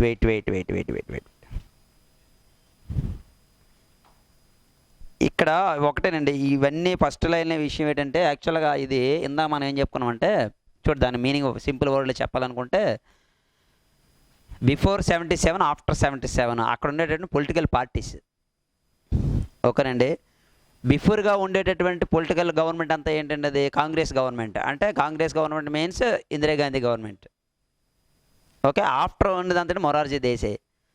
కాబట్టి అది ఏం చేశాడంటే, అంటే ప్రీవియస్గా ఉండేటటువంటి system ఏదైతే ఉందో దానికి యాంటీ దీంట్లో వీడి కొత్త సిస్టమ్ తీసుకొచ్చారు. ఏంటి సార్ యాంటీ అని అంటే, 1956 IPR importance to large scale industry. దానికి యాంటీ అనగానే ఈ 1977 IPR importance to small scale industries. అంటే వాడు చేసిన ప్రతిదాన్ని కూడా ఏం చేశాడు, యాంటీ దీంట్లో తీసుకెళ్ళడం. అది ఆ వర్డ్కి, రెండో వర్డ్కి దానికి రిలేషన్ అది. ఓకే, నెక్స్ట్ రాయండి, నెక్స్ట్ పాయింట్ రాయండి, మెయిన్ ఆస్పెక్ట్స్ రాయండి. ఫస్ట్ వన్ రాయండి, development of small industries. Development of small scale రాయండి, స్మాల్ స్కేల్ ఇండస్ట్రీస్.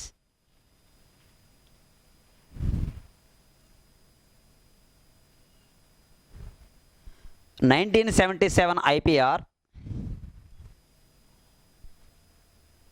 మందులోనే అది అండర్లైన్ చెయ్యి.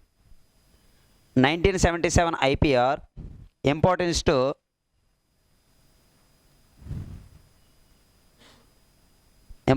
To small scale industries.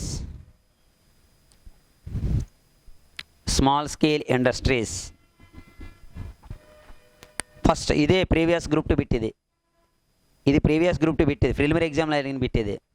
Next అందులోనే small scale industries expands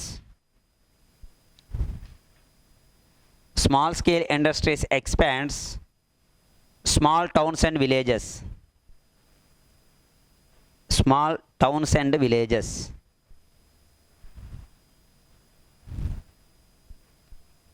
next second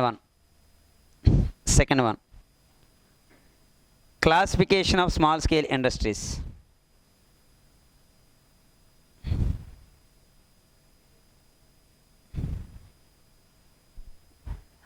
In this policy, E point right, E point. In this policy, industries can be classified into. In this policy, industries can be classified into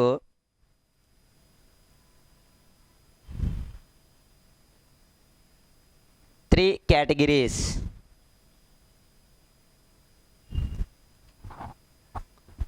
Three categories, that is tiny industry, line రాయండి, cottage industries, tiny industries, cottage industries, small scale industries, small scale.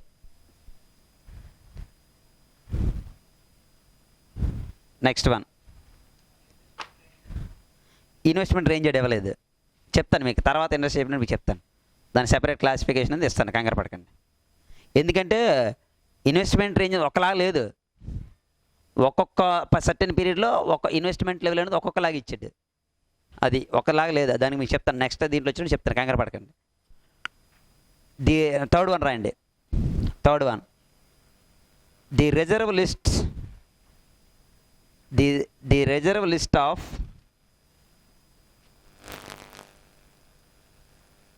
the reserve list of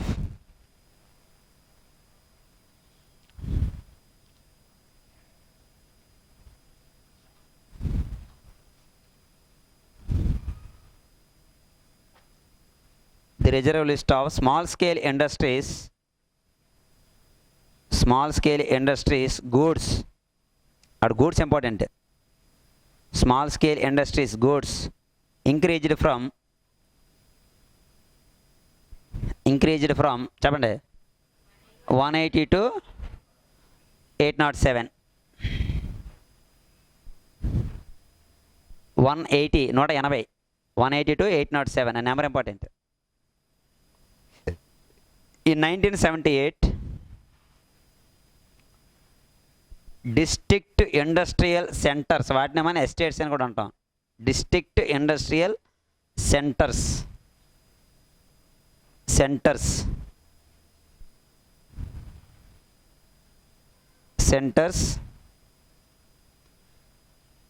established with the backward districts.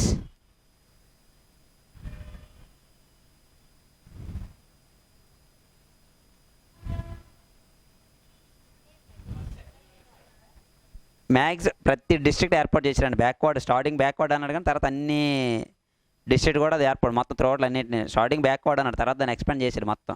అక్కడ backward అనేది మాత్రం underline చేసుకోండి, వాడు ఇచ్చింది అదే కాబట్టి అదే చూడండి. కానీ నేషనల్ వైడ్గా ప్రతి డిస్ట్రిక్ట్లోనే డిస్ట్రిక్ట్ డేటా సెంటర్ పెట్టారండి, కాకపోతే స్టార్టింగ్లో మాత్రం ఓన్లీ బ్యాక్వర్డ్ డిస్ట్రిక్ట్సే. సెజ్ వేరు, అది వేరు. సెజ్ అంటే ఏంటనుకుంటున్నా, ఆ మీనింగ్ కాదు ఇక్కడ దాని మీనింగ్. సెజ్ అంటే ఏంటో తెలుసా, కంట్రోల్ ఉండడం కాదు అక్కడ. ఈ సెజ్లు ఏవైతే ఉన్నాయో డెవలప్మెంట్ చేసే రెస్పాన్సిబిలిటీ అనేది ఏపీఐఐసిది, డెవలప్మెంట్ పర్పస్. అంటే సెజ్ అంటే అర్థం ఏంటంటే, ఒక ఓపెన్ ల్యాండ్ ఉంటుందా, ఓపెన్ ల్యాండ్ని గవర్నమెంట్కి సంబంధించినటువంటి ల్యాండ్ని గవర్నమెంట్ ఏం చేస్తుందంటే డెవలప్ చేస్తుంది, ఇన్ఫ్రాస్ట్రక్చర్ అంటే ఎలక్ట్రిసిటీ, రోడ్స్, డ్రైనేజు ఇవన్నీ డెవలప్ చేసి దాన్ని ఏం చేస్తుందంటే ఇండస్ట్రీస్కి విత్ ఫ్రీ ఆఫ్ కాస్ట్కి హ్యాండ్ ఓవర్ చేస్తుంది అనమాట. అంటే infrastructure developed by government plus land కూడా గవర్నమెంట్ ఎక్విజిషన్ చేసుకొని విత్ ఫ్రీ ఆఫ్ కాస్ట్కి ఇండస్ట్రీస్కి అలాట్మెంట్ చేసి ఇండస్ట్రీని ఏం చేస్తుంది ఇక్కడ ఇన్వెస్ట్ చేస్తుంది అనమాట. అలా ఇన్వెస్ట్ చేసినప్పుడు ముందు ఏం చేయాలి, దాన్ని ఇన్ఫ్రాస్ట్రక్చర్ డెవలప్మెంట్ చేయాలి. ఆ ఇన్ఫ్రాస్ట్రక్చర్ డెవలప్మెంట్ చేసే ఆర్గనైజేషనే ఏపీఐఐసి, దాని చైర్మనే రోజా. లేటెస్ట్ కరెంట్ అఫైర్, అది సెజ్ అంటే. ఓకేనా, మరి నువ్వేమనుకుంటున్నాను సెజ్ అంటే? సెజ్లే, అక్కడ బోర్డు కూడా ఉంటుంది సార్ ఏపీఐఐసి అని. కంచరపాలెం సెజ్ అంటే నీకు అర్థం అవ్వట్లేదు, సెజ్ అది కూడా industrial estate at the same SEZ అంటే ఏంటి, గ్రూప్ ఆఫ్ ఇండస్ట్రీస్ ఒక చోటే ఉంటాయి. అది కూడా పర్టికులర్గా ఇప్పుడు ఉదాహరణగా నువ్వు చెప్పిన ఆటోమొబైల్, అది మొత్తం ఆటోమొబైల్. మన రుచికో ఏది మధురవాడ ఏరియాలోకి వెళ్ళేసరికి అదంతా కూడా ఐటీ, ఒక్కొక్క ఏరియాలో ఒకటే. అలాగే మీకు ఇక్కడ ఏది అచ్యుతపురం కలిసే బ్రాండిక్స్, ఆ సరౌండింగ్స్లో ఉన్న క్లాత్. అలాగే ఇంక ముందుకు వచ్చేసరికి ఫార్మా, ఇక్కడ ఒకటి ఫార్మా. నెక్స్ట్ అలాగే శ్రీకాకుళం పైడి భీమవరం హైవేలో, శ్రీకాకుళం హైవేలో చూడు పైడి భీమవరం, అరవింద్ మొత్తం టోటల్ అవన్నీ సెజ్. అంటే ఒక్కొక్క ఏరియాలో ఒక్కొక్క సెజ్. ఓకే, మొన్న నెంబర్ అడిగాడు మనకి, మొన్న గ్రూప్ 2 మెయిన్స్లోనూ ఆంధ్రప్రదేశ్లో సెజ్ల నెంబర్ అడిగాడు. ఓకే, 19. నెక్స్ట్ హెడింగ్ పట్టండి, 1980 IPR.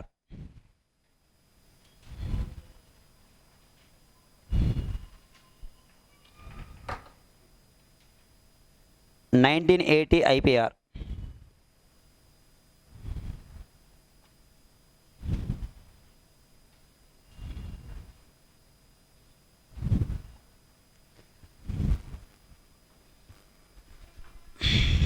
చెరిపెచ్చా?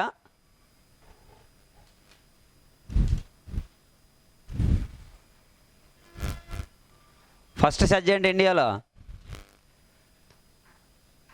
The first SEZ in India. చెప్పండి. ఇండియాలో ఫస్ట్ సెజ్ ఎక్కడ ఎస్టాబ్లిష్ చేశారు? ఇండియాలో ఫస్ట్ సెజ్ గుజరాత్ కాండ్లా. కానీ ఫస్ట్ ఇండియాలో సెజ్లు ఏర్పాటు చేయలేదు, ఈపీజెడ్లు ఏర్పాటు చేశారు. EPZ, exporting processing zones. EPZs వాటిని after it's converted as a SEZ, వాటి సెజ్ కింద కన్వర్ట్ చేశారు. చేసేటప్పుడు before the partition of nation, state divide అవ్వకముందు number of SEZ are situated in Andhra Pradesh, second Maharashtra. Divide అయిన తర్వాత first place Maharashtra, second Andhra Pradesh. మళ్ళీ ఏపీలో మళ్ళీ highest number of SEZ are Visakhapatnam, second Nellore. తర్వాత సెజ్లో మళ్ళీ ఆంధ్రప్రదేశ్లో పెద్ద SEZ Sri city, Chittoor and Nellore border, Chittoor and Nellore border. Cadbury chocolates, తర్వాత హీరో మోటోకాప్స్, మొత్తం అలాగే ఈ శాంసంగ్ సంబంధించిన యూనిట్స్, ఇలా డిఫరెంట్ వచ్చాయి. మళ్ళీ కియా కాదు, కియా మళ్ళీ అనంతపురంలో ఉంటుంది, కియా మోటార్స్ అనేది.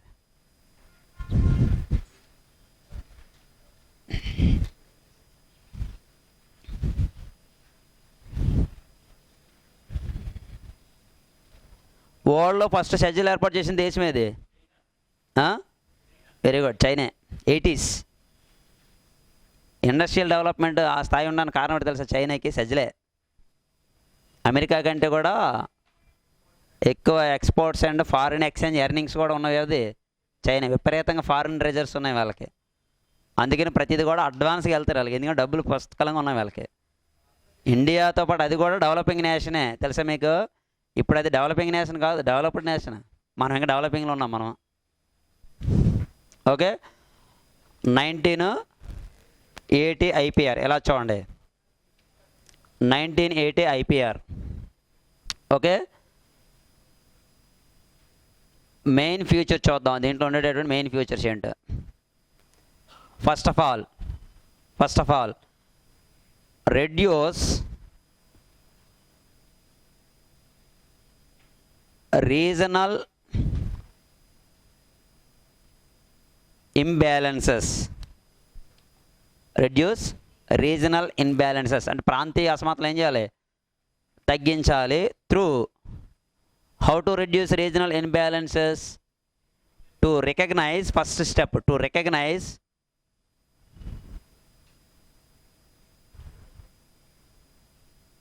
backward regions first of all. After that establish industries. ఇప్పుడు స్టెప్స్ అనమాట. అంటే వీడి పెట్టుకున్న మెయిన్ ఫ్యూచర్ అంటే first of all reduce regional imbalance అన్నాడు. ఒక regional imbalance, how to reduce regional imbalances? The first step to identify backward regions after established industries in those backward regions. This is one of the important feature of 1980. And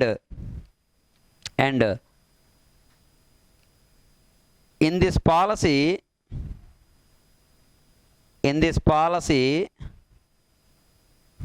depends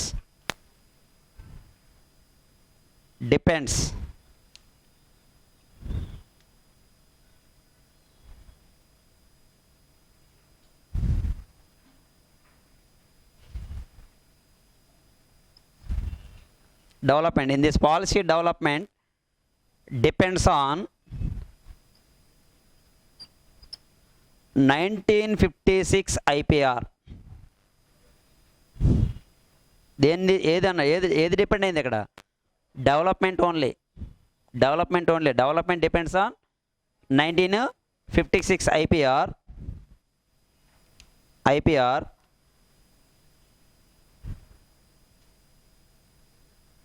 Aspects means objectives. Aspects are 1977 IPR. That means 1980 IPR also importance to small scale industries. Development depends on 56, but aspects are depends on 77. ఎంత కన్ఫ్యూజ్గా ఉందో చూడండి ఇది. Okay, next. In 1985, first time in India, Prime Minister Rajiv Gandhi tried to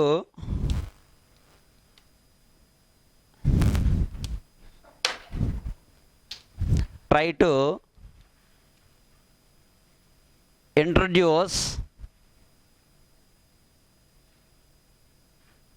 economic reforms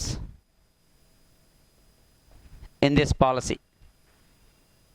first trial అనేది 85లో start చేశారు ఎవరు? Rajiv Gandhi. This economic reforms introduced according to 1980 IPR. That's why Rajiv Gandhi is called father of economic reforms in India. ఇది group 1 mains bit. ఇది చాలామంది Manmohan Singh, P Narasimharao అనుకుంటారు. ఎందుకంటే మనకు తెలిసి 1991 తర్వాత అంటే వాళ్ళిద్దరే వస్తారు మనకి. కానీ ఆన్సర్ ఏంటి? రాజీవ్ గాంధీ. 85 ఇది, 85. And next 1988 date important. 1988 okay. 28 industries, the very very important ఈ number, have A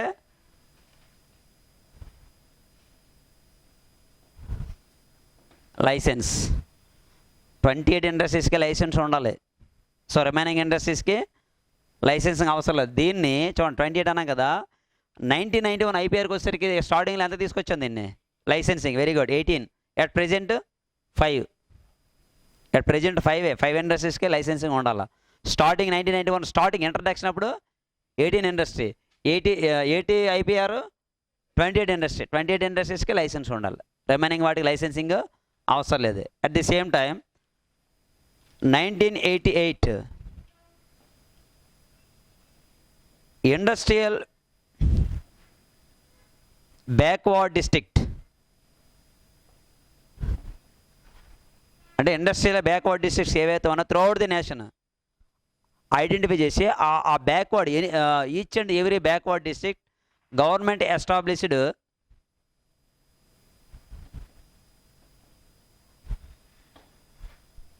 growth centres అనేవి ఏర్పాటు చేసాం. అలా ఏర్పాటు చేసిన growth centre number 71. Very very important number.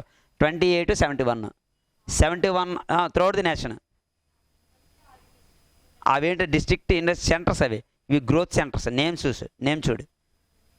రెండింటి ఆబ్జెక్టివ్ ఏంటంటే రెండు ఒకటే, నేమే మారింది. ఇక్కడ విషయం ఏంటంటే గ్రోత్ సెంటర్ ఉదాహరణ మీకు చెప్తాను చూడు.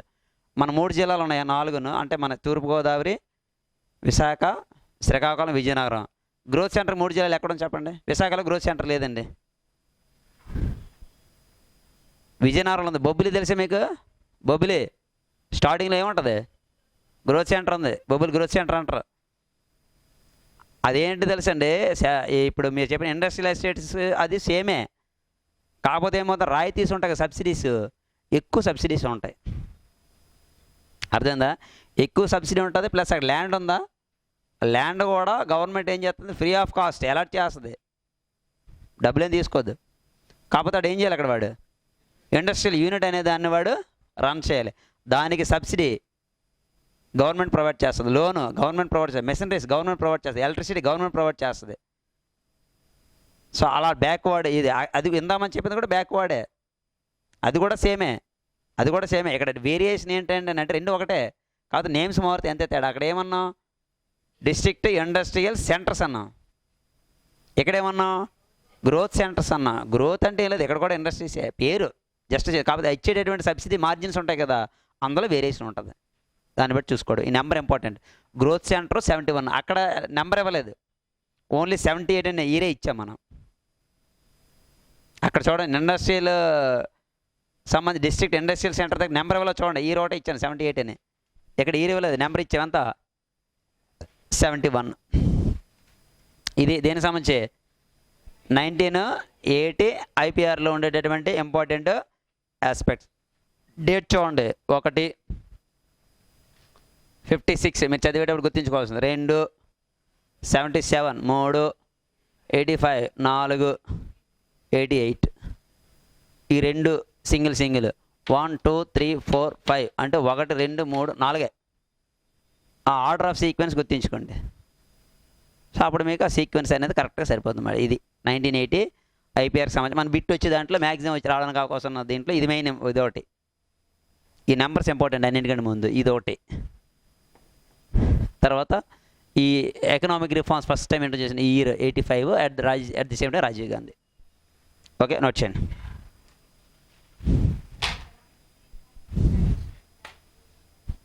LPG economic reforms means LPG only, అంతే. నోట్ చేయండి.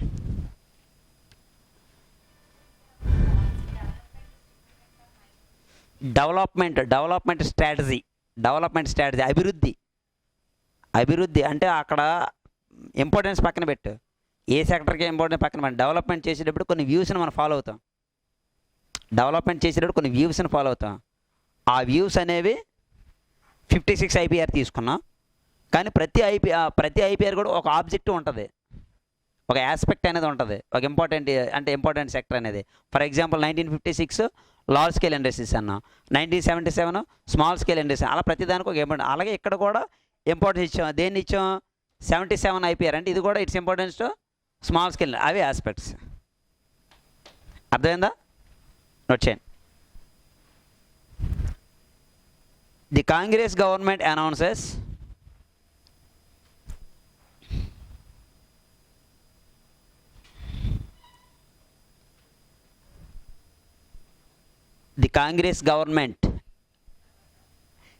నోట్స్ స్టార్టింగ్ నుంచి రాయి. ఫస్ట్ 1988 ఐపీఆర్ రాసావా, ఇవి నోట్ చేసుకున్నావు, నోట్ చేసుకుంటే ఫస్ట్ ఇంట్రడక్షన్ నేను చెప్పింది, ఆ పైన ఎక్కడ చిన్న ఖాళీ ఉంటుంది, ఖాళీలు రాసి చిన్న అక్షరాలతోటే. Okay, the Congress government announces 1980 IPR 1980 IPR in 3rd July 1980. ఇప్పుడు అర్థం చేసుకో ఎక్కడ రాయాలనేది, పాయింట్ మొత్తం వినాలి, ముందే బొబ్బులలో కంగారు పడకూడదు. 1980 IPR in 3rd July 1980. Okay, next. This policy importance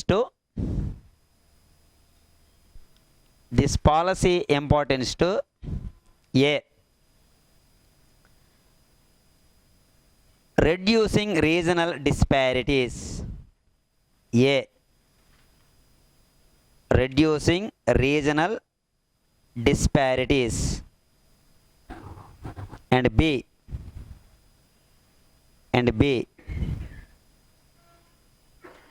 industries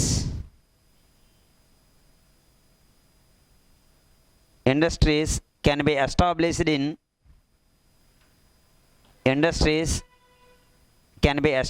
in backward regions.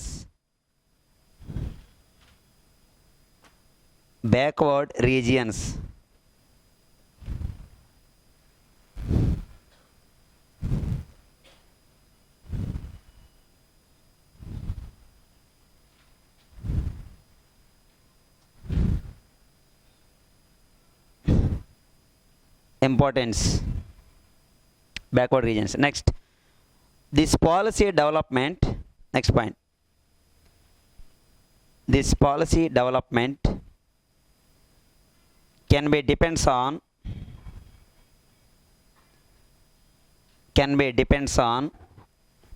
1956 IPR. బాబు కొద్ది water పట్టుకొచ్చామా. 1956 IPR.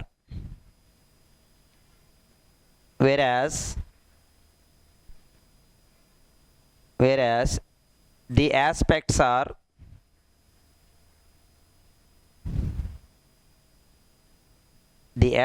are depends on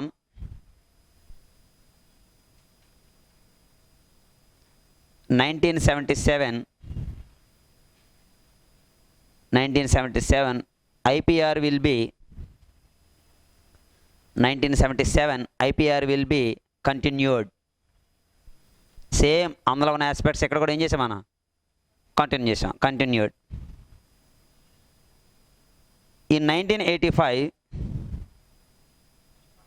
next point, in 1985 first time in India ఎక్కడికి వచ్చాం మనం, first time in India former prime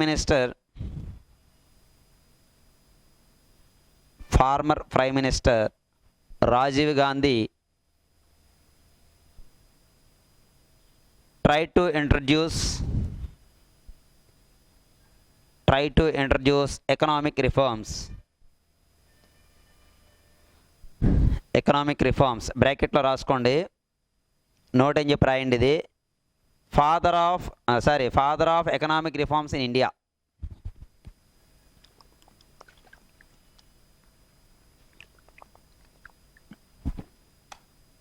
father of economic reforms in India ఎవరు? Rajiv Gandhi.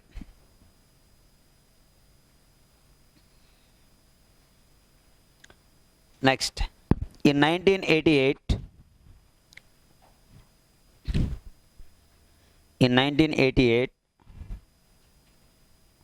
only 28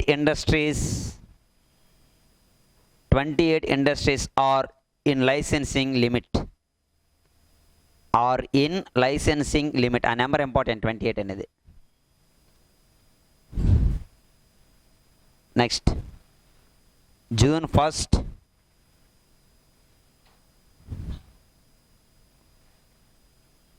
1988 71 growth centres, ఆ number underline చేయండి. 71 growth centres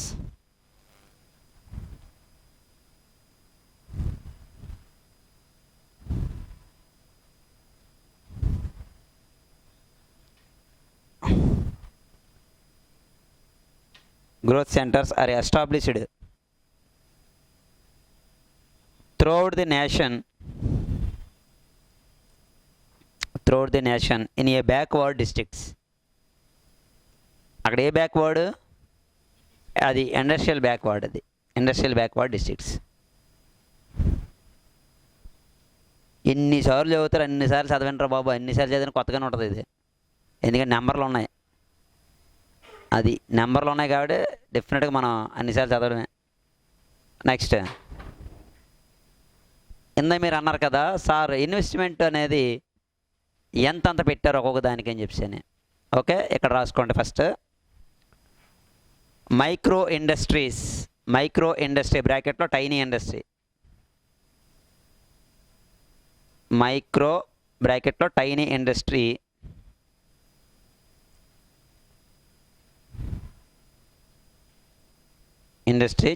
చిన్న బాణం వేసి maximum limit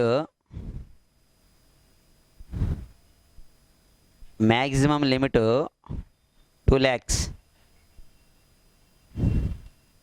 అంటే ఆ లోపు ఉన్నది దేని కింద మనం తీసుకోవాలి? Tiny. Next, small scale industries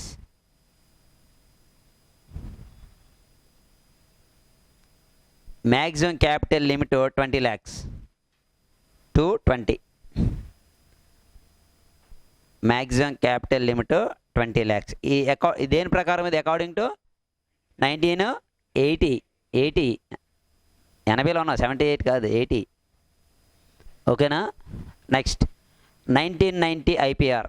3 పాయింట్లు ఉన్నాయి, అందుకే నేను ఎక్స్ప్లెయిన్ చేయలేదు మీకు. 3 పాయింట్లు. 1990 IPR.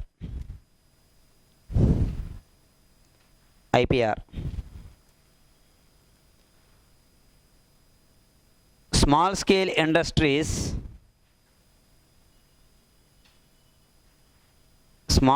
Industries goods list, reserved goods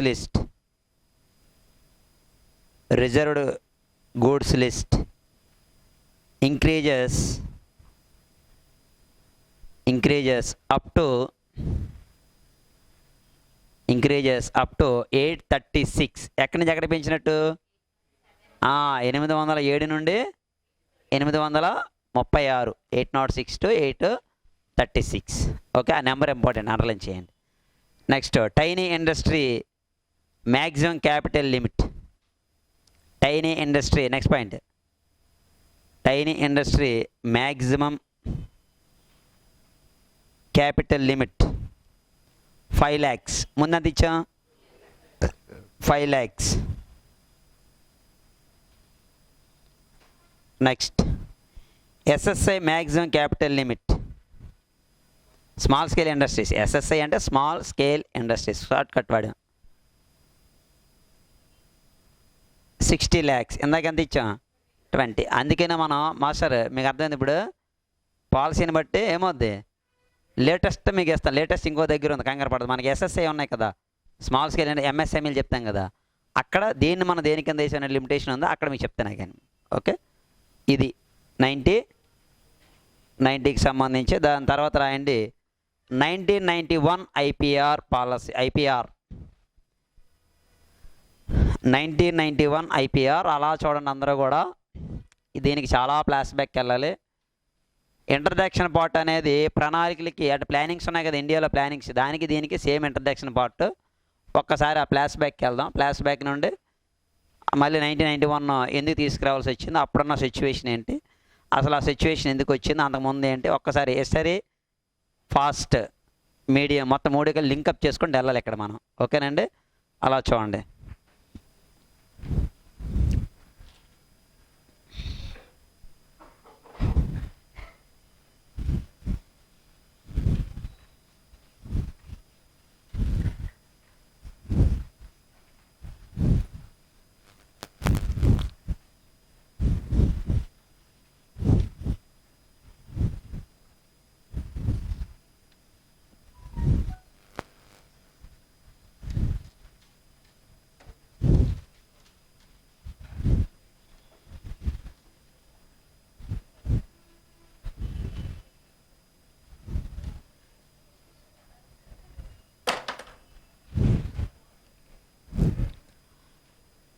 ఎక్కడ మాస్టర్ మనం ఉన్నాం?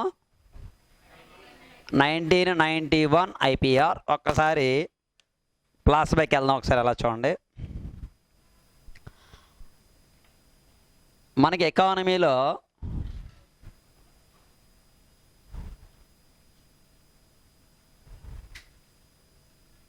లెస్సెస్ ఫైరే అనేటటువంటి దీన్ని లాస్ ఆఫ్ ఎయిర్ అంట. Very simple, laws of air policy. Laws of air policy first time introduced by a classical economist. ఎవరు మన క్లాసికల్ ఎకానమిస్ట్ అన్నా? Adam Smith and their followers. Adam Smith. So laws of air policy proposed by Adam Smith. What is laws of air policy?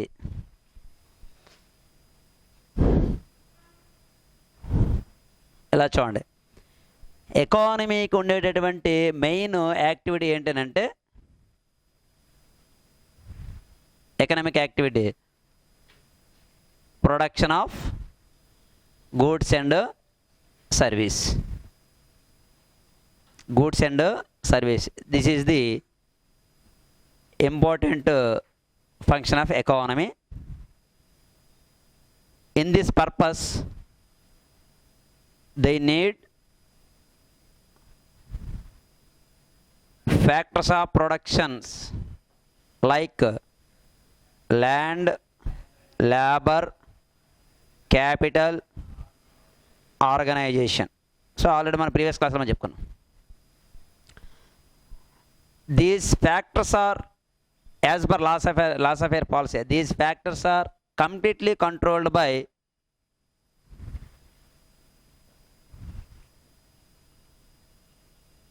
private individuals with profit motive. అంటే that means production of goods and services are completely controlled by private individuals in laissez-faire policy. What is the role of government? Government role strictly limited for to maintain law and order, both internal and external. Government role ఇది as per laissez-faire policy. అంటే ఏంటి దాని అర్థం? Productive యాక్టివిటీలో government యొక్క role అనేది లేదు. అందువల్ల ఇక్కడ ఎవరు ఉన్నారు? Private individuals. వారి main motive profit motive. So with the base of laissez-faire policy, listen, with the base of laissez-faire policy, all the western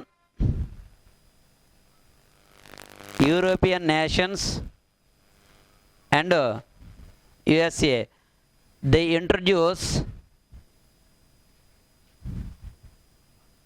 capitalistic economy. రావడానికి కారణం అదే.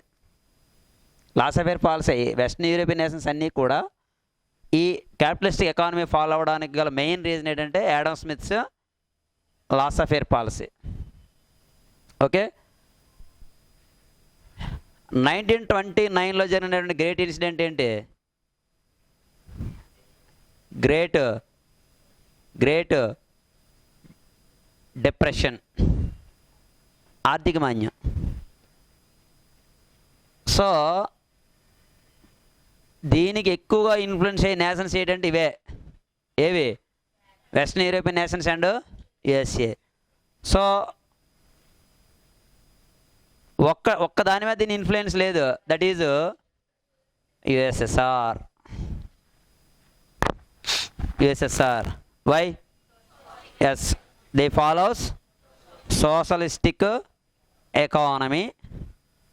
In this economy key role plays by public or government sector plays a key role with the production of goods and services. So అందువల్ల దీని యొక్క effect అనేది కనబడలేదు first time. ఓకేనండి, యాక్చువల్గా ఇక్కడికి వచ్చింది దీంట్లో. సో ఇక్కడ చూడండి, ఇక్కడికి వచ్చేసరికి ఇలా జార్చండి. ఇక్కడ యుఎస్ఎస్ఆర్ అన్నాం కదా, ఇది ఒక రీజన్. ఏది? సోషలిస్టిక్ ఎకానమీ అనేది. ఓకే, సెకండ్ రీజన్ ఏంటంటే ఇట్స్ ఇంట్రడ్యూస్డ్ ప్లానింగ్ ఇంటర్ చేసింది ఎవరు? రష్యా. ఆ ప్లానింగ్స్ ఇన్వెస్ట్మెంట్ మొత్తం కూడా స్పెండ్ చేసేది ఎవరు? గవర్నమెంట్. సో అది కూడా ఒక రీజన్. యాక్చువల్ అది కూడా ఒక రీజన్. ఎప్పుడు జరిగింది అంతా కూడాను?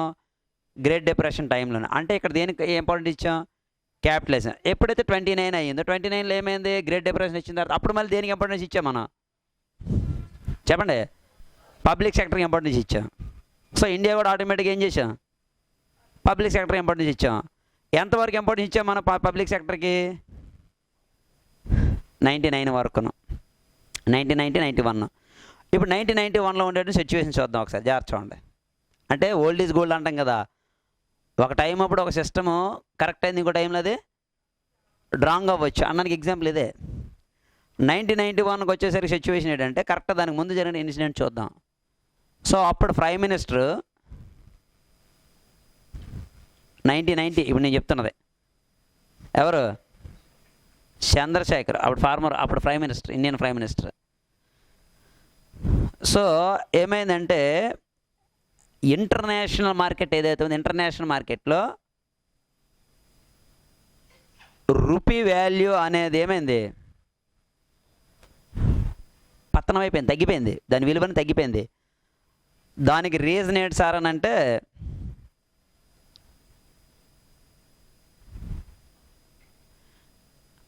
ఇంటర్నేషనల్ క్రూడ్ ఆయిల్ క్రైసిస్, అంతర్జాతీయ సముద్ర సంక్షోభం అంటాం. గల్ఫ్ యుద్ధం జరిగింది అప్పుడే 90స్లోను. Saudi Arabia, Iran, Iraq, Arab countries ఉన్నాయి కదా, వాటి పెట్రోల్ ఎక్స్పోర్ట్ చేసే కంట్రీస్, ఓపెక్ నేషన్స్ అంటాం. అందులో గల్ఫ్ నేషన్స్ అంటే యూఏఈ. ఏంటి యూఏఈ అంటే? United Arab Emirates. మన పరిభాషలో గల్ఫ్ అంటాం. ప్రపంచ పట్టణంలో గల్ఫ్ అని ఏముంటుంది, ఏముంటుంది? యూఏఈ అని ఉంటుంది. ఎందుకు యుద్ధం జరిగినప్పుడు ఏం చేశారు? వీడివాడు యుద్ధం జరిగినప్పుడు బాంబులు తీసుకెళ్ళి పెట్రోల్ బాంబుల మీద వేసుకుంటారు. ఈడేసిందే బాంబు, అక్కడ ఉన్నది పెట్రోల్. అందువల్ల ఏమవుతుంది, మరింత బాగా పేలుతుంది. దాంతో ఏమైంది, మొత్తం అన్నీ కూడా బ్లాస్ట్ అయ్యి, దానివల్ల ఏమైంది, ఇంటర్నేషనల్గా వచ్చే ఎక్స్పోర్టింగ్ అంటే మా ఇండియాకి ఎక్స్పోర్టింగ్ అని ఏమయ్యి తగ్గి, మొత్తం వరల్డ్ వైడ్గాను. ఎప్పుడైతే ఎక్స్పోర్టింగ్ అనేది తగ్గింది, ఆటోమేటిక్గా అనేది ప్రైస్ అనేది రేజ్ అవుతుంది. ఇండియా ఇంపోర్ట్ చేసుకున్న largest imported item crude oil products. ఆటోమేటిక్గా దాని ఎఫెక్ట్ ఇండియా మీద డెఫినెట్గా పడుతుంది. ఎప్పుడైతే పడిందో దానివల్ల వచ్చే ఫస్ట్ క్లాస్ ఏంటంటే రూపీ వాల్యూ అనేది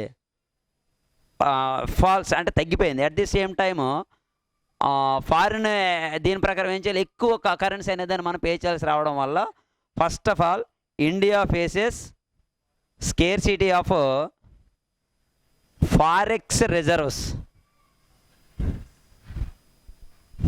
ఏంటి ఫారెక్స్? ఫారెక్స్ అంటే ఫారిన్ ఎక్స్చేంజ్ రిజర్వ్స్. ప్యారెక్స్ కాదు అక్కడ, అది చిన్నపిల్లలు పెట్టేది. FAREX ప్యారెక్స్. నేను చెప్పింది forex, FOREX forex, foreign exchange reserves. So ఇప్పుడు ఫారెక్స్ రిజర్వ్స్ అనేది తగ్గినప్పుడు, ఇంటర్నల్గా ఒకేసారిగా ఫాల్స్ అయినప్పుడు అప్పుడు మన పొజిషన్ ఏంటి తెలుసా? మరి ఫారెక్స్ లేవా సార్? ఉన్నాయి. ఎంతకున్నాయి, ఎంతకు సరిపోయినట్టు ఉన్నాయి మన దగ్గర ఫారెక్స్?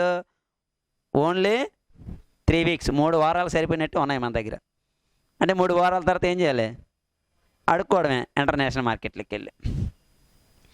కానీ ఇలాంటి సందర్భంలో ఒక పెద్ద అన్న ఉంటాడు మనకి, ఎవడు? RBI. వెరీ గుడ్, బాగా చెప్పారు. RBI వెంటనే వచ్చాడు, మీరేం భయపడకండి సార్, గవర్నమెంట్కి మన దగ్గర బంగారం బోల్డ్ ఉంది కదా, ఆల్రెడీ మనం చెప్పాం కదా, మన కరెన్సీ ముద్రించినప్పుడు 115 కోట్లు, 200 కోట్లు, 115 కోట్లు బంగారం పెడతాం. అలా పెట్టిన బంగారం చాలా ఉంది మన దగ్గర. కాబట్టి మీరు అవసరమైతే ఇంటర్నేషనల్ మార్కెట్లో ఎక్కడ అప్పు పెట్టుకుంటారో అక్కడ పెట్టుకోండి, దానికి మేము ఫుల్ పర్మిషన్ ఇస్తాను. కానీ ఓకే బాగానే ఉందని చెప్పి ఆ బ్యాంకు లేదు, ఈ బ్యాంకు లేదు, ప్రపంచంలో ఎవడు అప్పు ఇవ్వడానికి సిద్ధంగా ఉన్నాడు అందరి దగ్గరే పెట్టేసాం మనం. Bank of England, IBRD, IMF, international monetary fund, ఇలా ఎక్కడ బ్యాంక్, ఏ బ్యాంక్ కనబడితే బ్యాంకులో అనమాట పెట్టేసి స్విస్ బ్యాంక్తో సహా డబ్బులు తీసుకొచ్చాం, కార్యక్రమాన్ని కానిచ్చాం. ఈలోపు ఎలక్షన్ వచ్చింది, గవర్నమెంట్ మారింది, PV నరసింహారావు ప్రైమ్ మినిస్టర్గా వచ్చింది. సేమ్ ఇప్పుడు ఆంధ్రప్రదేశ్ సిచ్యువేషన్. అప్పుడు కూడా రాగానే ఏమైంది, ఖజానా ఖాళీ కనబడుతుంది, డబ్బులు లేవు. తాళం ఓపెన్ చేసి తీస్తే లోన్ ఖాళీగా ఉందన్నమాట. అంటే ఏం లేవు అక్కడ, ఫారెక్స్ రిజర్వ్స్ లేవు. ఏం లేవండి, ఫారెక్స్ రిజర్వ్స్ లేవు. ఆల్రెడీ మనం ఏం చేసాం, అప్పు తీసుకొచ్చాం. కానీ అప్పుతో ఎన్ని రోజులు మనం వెళ్ళగలం, దాన్ని కంటిన్యూ చేయలేం. సో దాంతో ఏమైందంటే తప్పనిసరి పరిస్థితుల్లోనూ ఇలాంటి వాటిలో ఆదుకోగలిగే పెద్ద ఇంకొకటి ఉన్నాడు, ఎవరు? IBRD. ఏమంటామండి, IBRD. ఆయనకు మనం పెట్టిన పేరు world bank, international bank for reconstruction and development అని చెప్పబడే IBRD దగ్గరికి మనం వెళ్ళారు. ఎవరు వెళ్ళారు? ఇండియా. ఈలోపు IBRD అనేది ఒక కొత్త పాలసీని ఇంట్రడ్యూస్ చేసింది with the support of USA ఎకానమీకి అనుకూలంగా. IBRDని బేస్ చేసుకుని ఒక పాలసీని ఇంప్లిమెంట్ చేశారు. ఏమిటనంటే ఇంటర్నేషనల్గా ఉండేటటువంటి ప్రతి నేషన్ కూడా ట్రేడ్ అండ్ కామర్స్ పర్పస్లోనూ ఎవరితో టైఅప్ అవ్వాలి, అమెరికాతో టైఅప్ అయ్యి ఒక కొత్త సిస్టమ్ తీసుకొచ్చాం. ఆ కొత్త సిస్టానికి వాళ్ళు పెట్టిన పేరు వెరీ సింపుల్లీ LPG. అందులో మెయిన్ ఇదే మెయిన్ ఏంటి, గ్లోబలైజేషన్. ఏమనండి, గ్లోబలైజేషన్. What is globalization? ఏంటి గ్లోబలైజేషన్ అంటే? Indian economy connected with international or world economy. Or international economy. అంటే ఇండియన్ ఎకానమీని ఏం చేయాలి, ఇంటర్నేషనల్ ఎకానమీతో కనెక్ట్ చేయాలి. ఎందుకు సార్ కనెక్ట్ చేయడం ఏంటి అక్కడ? Before 1991 Indian economy is called closed economy. ఆ డోర్ మూసేసినట్టు. అంటే ఇంటర్నేషనల్ ప్రోడక్ట్ ఏదైనా ఇండియాలోకి రావాలంటే అక్కడ ఏం చేసాం, డోర్ మీన్స్ రెస్ట్రిక్షన్స్ పెట్టాం. అందువల్ల ఇంటర్నేషనల్ ప్రోడక్ట్ ఇండియాలోకి డంప్ కాల. దానికి మెయిన్ ఉద్దేశం ఏంటంటే ఇండియాలో ఉన్న ఇండస్ట్రీస్ని సెక్యూర్ చేయడం కోసం. డెవలప్మెంట్ ఎలాగ అవ్వలేండి, అది పక్కన పెట్టండి, వాళ్ళ జీవితకాలం ఓన్లీ సెక్యూరిటీ. వాడు వస్తే వీడు ఎవడు కొండని. అందుకే మీరు చూసారా, మనం టీవీ షాపులకి వెళ్ళాము, ఎలక్ట్రానిక్ గూడ్స్కి వెళ్ళినప్పుడు సోనీ, శాంసంగ్, ఎల్జీ ఈ మూడే మనకు కనబడతాయి. పక్కన వీడియోకాన్ ఉంటుంది, చూసారు లేదు మీరు. తర్వాత ఏమొచ్చి చిన్న ఉంటాయి, మైక్రోసాఫ్ట్ ఇలాంటి చాలా ఉంటాయి చిన్న చిన్నవన్నీ. ఎంఐ ఇలా చాలా ఉన్నాయి. ఎంఐ ఫారిన్ కంపెనీలు అండి. వీడియోకాన్, డైనోరా, బీపీఎల్ అని మన ఇండియన్ కంపెనీలు. తోషిబా మంద కాదు, మళ్ళీ జపాన్. ఇప్పుడు మనం వెళ్ళినప్పుడు ఏం చేస్తాం, మనం ఎన్నుకున్నా కూడా సోనీ, శాంసంగ్, ఎల్జీ మనం అడుగుతాం. ఆడేమంటాడు, పక్కన వీడియోకాన్ చూపిస్తాడు, ఇది కూడా తీసుకోండి సార్ చాలా బాగుందని. ఎందుకు సార్ 10 సార్లు చూపిస్తారని అంటే కాస్ట్, దీంతో పోల్చినప్పుడు దాని కాస్ట్ తక్కువగా ఉంటుంది. కానీ మనకు మాత్రం చిన్న భయమే, ఎందుకంటే మేడ్ ఇన్ ఇండియా కదా. కాబట్టి చిన్న ఎక్కడో మొత్తం మీద లోన భయం అయితే మాత్రం పడుతూనే ఉంటాయి, ఎందుకంటే ఏమవుతుందో పరిస్థితి చెప్పలేం కదని చెప్పి. కాబట్టి ఫస్ట్లో ఏం చేసాం, రెస్ట్రిక్ట్ చేసాం. ఇప్పుడు 1991 తర్వాత ఏమైందంటే ఇండియన్ ఎకానమీ వరల్డ్ ఎకానమీతో ఎప్పుడైతే టైఅప్ చేసామో ఏం చేయాలి, డోర్ని ఇప్పుడు ఓపెన్ చేసేయాలి, మూయడానికి వీల్లేదు. తర్వాత అప్పుడు మనం ఏమన్నాం, ఓపెన్ ఎకానమీ. ఇందాక closed. Before 1991 Indian economy is a closed economy. After 1991 open economy. డోర్లు తీసేసాం అక్కడ, అంటే రిస్ట్రిక్షన్ తీసాం. సో ఈరోజు international product, any product launching ఇండియాలో లాంచింగ్ అవుతుంది. That is globalisation. ప్రైవేటైజేషన్ ఎవడు అడిగింది ఇదే అన్నాడు. సింపుల్గా ఏమన్నాడు అంటే, ఫస్ట్ ఆఫ్ ఆల్ అప్పు ఎలాగని ఏం లేదు, నీకు ఎంత కావాలంటే అంత ఇస్తాను, బట్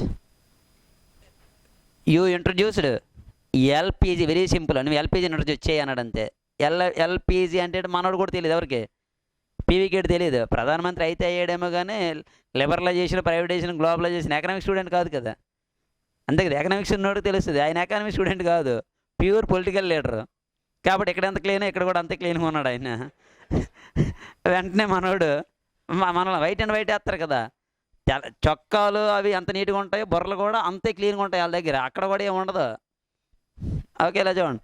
సో దాంతో ఏమైంది, సో ఆయన ఇండియాకి రాగానే ఒకేసారి కొంత టైం ఇవ్వండి అని చెప్పి ఇండియాకి వచ్చి, సో దీని మీద అంటే ఎల్పిజి మీద ఉండేటటువంటి ఒక పర్టికులర్ పర్సన్ కావాలి.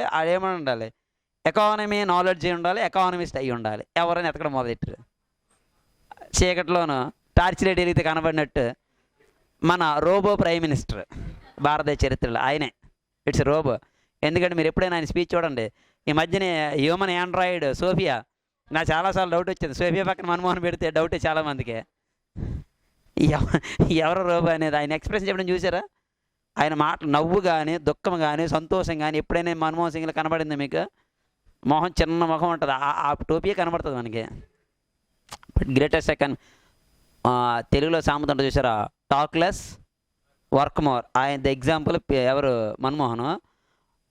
Talk more work less Narendra Modi.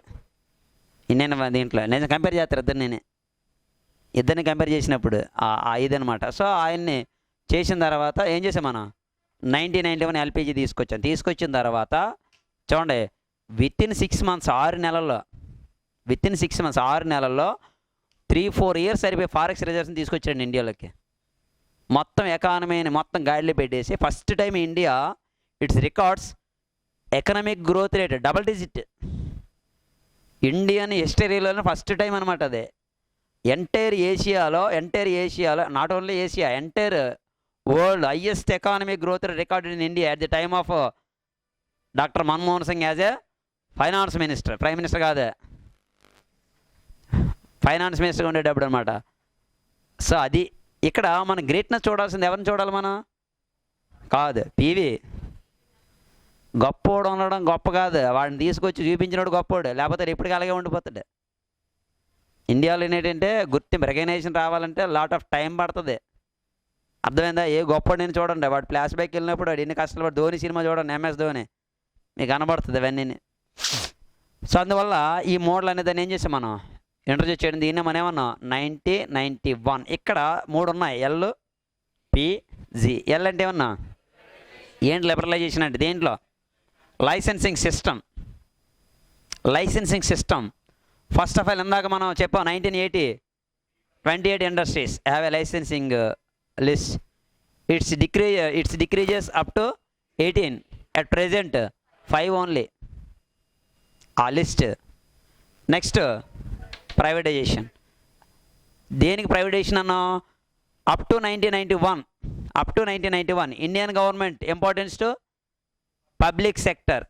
After 1929 great depression దేనికి ప్రాధాన్యత ఇచ్చాం మనం పబ్లిక్ సెక్టర్. దాన్ని మనం కూడా కంటిన్యూ చేసి ఎంతవరకు తీసుకొచ్చాం 1991 వరకు. బట్ రిజల్ట్ కనబడలేదు. సో 1991 తర్వాత ఏం చేసాం మనం ప్రైవేటైజేషన్ తీసుకొచ్చాం. అది ప్రైవేటైజేషన్ అంటే ఏంటి, ప్రొడక్ట్ యాక్టివిటీస్ ఏవైతే ఉన్నాయో ఆ ప్రొడక్టివ్ యాక్టివిటీస్లో ఏం చేసాం గవర్నమెంట్తో పాటు ప్రైవేట్ సెక్టర్ని కూడా తీసుకొచ్చాం. ఎగ్జాంపుల్ మనం మీకు చెప్పానా బిఎస్ఎన్ఎల్ చెప్పలేదా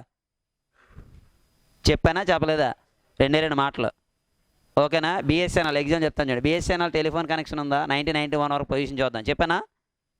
చెప్పలేదు. ఆలకించండి. అయితే బ్యాచ్లు ఇక్కడ ఎక్కడ చెప్పలేదు తెలియట్లేదు.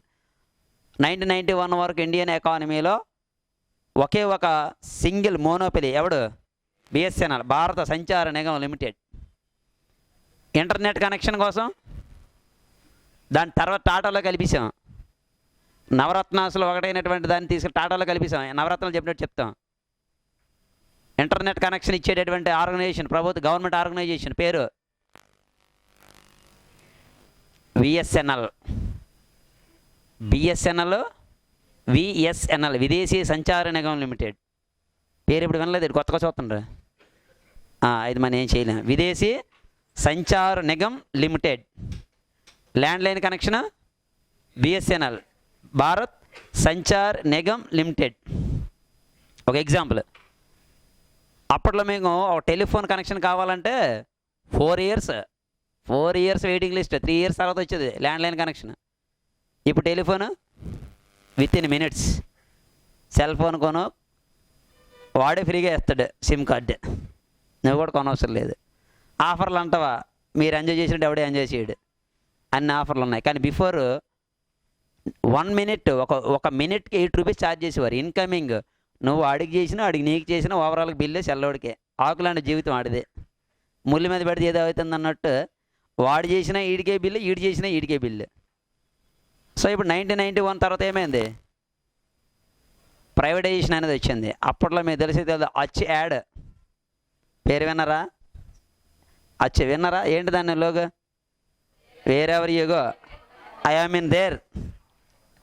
కిక్ సినిమాలో యాడేమెంట్ లాస్ట్ సీన్లోని కిక్లోను కొట్టినప్పుడు అంటాడు కదా, ఈడు వెళ్ళినప్పుడు అంటాడు కదా, ఈడు అన్నీ చేస్తుంటే కిక్ చేస్తూ అంటాడు కదా, ఈడు వాళ్ళు కూర్చున్నాడు ఈడు ఐపీఎస్ వీడితో ఉన్నాడు అంటాడు కదా, wherever you go I am in there పైకి చూపిస్తాడు చూడు. ఎందుకు యాడ్ ఇచ్చాడు wherever you go I am in there అని? నెట్వర్క్ కాదు, అది లేదు బిఎస్ఎన్ఎల్ వాడికి. అదే వాడి ఉద్దేశం. ఒక షెడ్ వేసుకొని కుర్రవాడు నడితే వెనకాల బొచ్చుకు ఒక చిన్న కుక్క కూడా వెళ్తుంటుంది. టీవీలో యాడ్. ఆ తర్వాత దాని పేరు అచ్చుకుక్క పెట్టారు. అదేదో మొత్తం జర్మన్ జాతికి చెందిన కుక్క అదే. ఏదో మొత్తం దానికి లాస్ట్కి ఏమైంది, అచ్చు అయిపోయింది అది. అప్పట్లో పెద్ద సంచలనమైన యాడ్ అది. సో నాట్ ఓన్లీ తర్వాత డిఫరెంట్ టైప్స్ ఆఫ్ ఈ టెలికమ్యూనికేషన్ కంపెనీస్ వచ్చాయి. ఇవన్నీ కూడా దేంట్లో భాగం ప్రైవేటైజేషన్ వల్లే. ఈరోజు మనం ఎంజాయ్ చేస్తున్నటువంటి ఈ సర్వీస్ అన్నిటి కారణం ఏంటి, ప్రైవేటైజేషన్. నిజమండి. అదే ప్రైవేటైజేషన్ లేకపోతే ఈ రోజుకి మన ఇండియాలో గ్లోబలైజేషన్ లేదనుకోండి, ఈ రోజుకి ఇండియాలో 2 కార్లు, Ambassador, Maruti 800. Before 1991 VIP car. ఈ రోజుకి అది వీఐపీ కారే. మీకు తెలిసో తెలీదు, వేరే వీఐపీలు తీసుకెళ్తారు. అవే బాడీలు చనిపోయిన తీసుకెళ్ళి కార్లు ఏంటండి, అంబాసిడరే. వెనకాల డిక్కీ పెద్దది ఉంటుంది, 2 మనుషులు పడుకోబెట్టచ్చు అందులోనూ. కానీ ఒకప్పుడు గవర్నమెంట్ దీనికి అదే వీఐపీ కారు. అలాగే ఇండియాలో మిడిల్ క్లాస్ వాళ్ళు ప్లస్ కొంచెం హై రేంజ్లో వాడేటటువంటి 4-వీలర్ మారుతి 800, ఈ 2 ఉండే. బట్ ఈరోజు ఇంటర్నేషనల్ మార్కెట్లోని each and every car launched in India. BMW, ఆడితో సహా కారు ఏంటి షోరూంలో ఉన్నాయి మనకి, అవునే కదా? సో దేనివల్ల అయింది అది, గ్లోబలైజేషన్. లైసెన్సింగ్ అంటావు, ఇండస్ట్రీని పెట్టాలనుకుంటే డెఫినెట్గా ఏం చేసినావు, లైసెన్స్తో సంబంధం లేదు. అలా 5 ఇండస్ట్రీస్ తప్పించి మిగిలిన దేనైనా ఏం చేసినావు హ్యాపీగా పెట్టుకోవచ్చు అనమాట. సో ఇది ఈ విధంగా. అందుకనే ఇండియన్ ఎకానమీ ఏమంటాం తెలుసండి, బిఫోర్ 1991, ఆఫ్టర్ ఈరోజు వీళ్ళందరూ ఇంత గొప్పలు చెప్తున్నారు కదా, భారతదేశం వెళ్ళిపోతుంది, వీటన్నిటికి కారణం ఒకే ఒక పర్సన్, ఎవరు? పివి నరసింహారావు, ఇంకెప్పుడు కాదు. తర్వాత secondary Manmohan, first greatness PV. దానికంటే ముందు ప్రయత్నం చేసింది రాజీవ్ గాంధీ, బట్ ప్రయత్నం విఫలమైంది. కానీ దాన్ని కరెక్ట్గా చేసింది ఎవరంటే పివి ఓన్లీ. ఓకే, ఇంట్రడక్షన్ రాసుకోండి, బ్రేక్లోకి వెళ్దాం.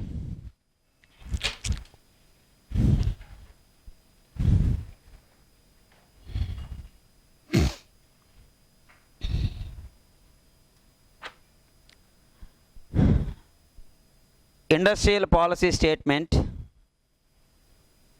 అయ్యా ఆపియండి, 4 అయిపోయింది దగ్గర. బ్రేక్ తీసుకుందాం, మరి నోట్స్ చెప్పిన మళ్ళీ ఎక్కువైపోద్ది, అలా బ్రేక్ ఇచ్చిన ప్రయోజనం ఉండదు.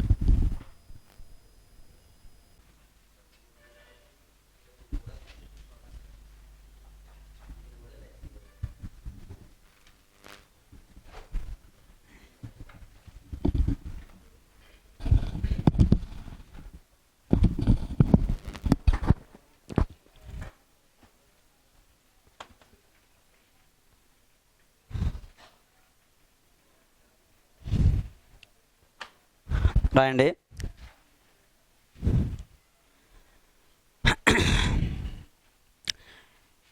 Industrial policy statement 1991. మీకు ఎందుకే పీవీకి గురించి చెప్పలేదు కదా ఇందాక. ఏమేమి తెలుసా పీవీ విషయంలోనూ అంటే, మనం ఇండియాలో ఒక అంటే ప్రతి పీరియడ్లోనే చేంజింగ్ చేసిన, అలా జరిగిన అవమానం ఏంటంటే, ఆయన చనిపోయిన తర్వాత బాడీని హైదరాబాద్లో కాల్చడానికి తీసుకెళ్లారు బరియల్ గ్రౌండ్కి. యాక్చువల్గా ఏంటంటే ఒక ప్రధానం అంటే ఫార్మర్ ప్రైమ్ మినిస్టర్ అంటే గవర్నమెంట్ ప్రోటోకాల్ ప్రకారం చేయాలి కార్యక్రమాలన్నీ. సరిగ్గా బాడీ సగం కాలింది, వర్షం స్టార్ట్ అయింది, ఎవరు లేడు, వదిలేసి వచ్చేసారు, అయిపోయింది. సగం కాలిన బాడీ ఉండిపోయింది అనమాట. అప్పుడు TV9 వాటిలోని మొత్తం న్యూస్ ఛానల్లో దులగొడిసారండి, మామూలు కాదు. అంటే ఒక జాతి నిర్మాతకి, ఆర్థిక సంస్కరణ ఆద్యుడికి మనం ఇచ్చే గౌరవం మర్యాద ఇదేనా అని చెప్పి పెద్ద పెద్ద హెడ్డింగ్లు ప్లాస్నేసులు కొట్టేసారు. అప్పటికప్పుడు గవర్నమెంట్ కలెక్టర్, డిస్ట్రిక్ట్ కలెక్టర్ యుద్ధ ప్రాతిపదికన వెళ్ళి దగ్గరుండి కార్యక్రమాలు చేసి వచ్చిన తర్వాత ఒక 1 మంత్ తర్వాత ఏమైందంటే, సోనియా గాంధీని ఒక రిక్వెస్ట్ పెట్టారు పివి ఫ్యామిలీ. ఏంటంటే, ఢిల్లీలో సమాధి కడతారు కదా, అంటే వాళ్ళ కోసం అంటే ఒక ప్లేస్ని ఘాట్ ఏవో అంటారు కదా, అలాగా ప్లేస్ని కేటాయించండి, మా ఫాదర్ సమాధిని అక్కడ కట్టుకుంటాం. అంటే సోనియా గాంధీ ఇచ్చిన సమాధానం ఏంటి తెలుసా? ఢిల్లీలో ప్లేసులు ఖాళీ లేవు, ఇవ్వలేదు. ఎందుకు సార్ ఇవ్వలేదంటే, వాళ్ళు ఏంటంటే వాళ్ళు ఏమి ఎప్పుడే కూడా ఎలాగ ఆలోచిస్తారంటే, వాళ్ళ దృష్టిలో గాంధీ గొప్పోడు, నెహ్రూ గొప్పోడు, లేకపోతే సోనియా గొప్ప, వీళ్ళే గొప్పలు ఇంకోడు. ఎందుకంటే కాంగ్రెస్లో నాన్ కాంగ్రెస్ పర్సన్ ఎవరైనా ఉన్నారంటే ఓన్లీ పీవీ, అంత గ్రేట్ పర్సన్. ఇవ్వలే. ఆ తర్వాత గవర్నమెంట్ మారిన తర్వాత నరేంద్ర మోడీ గవర్నమెంట్ వచ్చింది కదా, రాగానే ఫస్ట్ మంత్లోనే అలాట్ చేసాడండి, సైట్ ఇచ్చాడు పీవీకి, కట్టుకోండి నేను అలాట్ చేస్తానని చెప్పి. అండ్ ఇండియాలో పాలిటిక్స్ ఏ విధంగా ఉంటాయని చెప్పడానికి పీవీ ఒక ఎగ్జాంపుల్. ఈ రోజుకి మనకు చాలామంది P V Narasimha Rao Indian prime minister చేసేదని కూడా చాలామంది తెలియదు. అన్ఫార్చునేట్ మీరు ఎలాగ తప్పదు, నేర్చుకోవాలి ఇప్పుడు. కాబట్టి మీరు నేర్చుకోండి. కానీ చాలా మామూలు ఎవడో ఆర్డినరీ పర్సన్ అంటే పివి నరసింహారావు ఉన్నారని కానీ, ఆయన మన ఆంధ్రుడని కానీ 13 భాషలు 12 భాషలు మాట్లాడగల మేధావి అండి. ఎన్నండి? 18 నీర్లే మాట్లాడగల మేధావి. పంతులు బ్రాహ్మిన్స్ అండి, తెలంగాణ చెందుతాడు ఆయన. బట్ ఏదైనా మన ఆంధ్రుడు. సో గొప్ప అచీవ్మెంట్ నిజంగా ఆ స్థాయికి వెళ్ళడం అనేది. బట్ అన్ఫార్చునేట్లీ అంటే ఇండియాలో తెలివైన వాళ్ళకి ఎలా గుర్తింపు ఇస్తారు అన్నానికి ఒక ఎగ్జాంపుల్ ఈయనే. ఎవరో మనం వెళ్ళవసరం లేదు లేటెస్ట్ ఇన్ఫర్మేషన్లో. Okay right. Industrial policy statement 1991 brought rapid structural changes. Industrial policy statement 1991 brought rapid structural changes in the economy of India. Structural changes in the economy of India.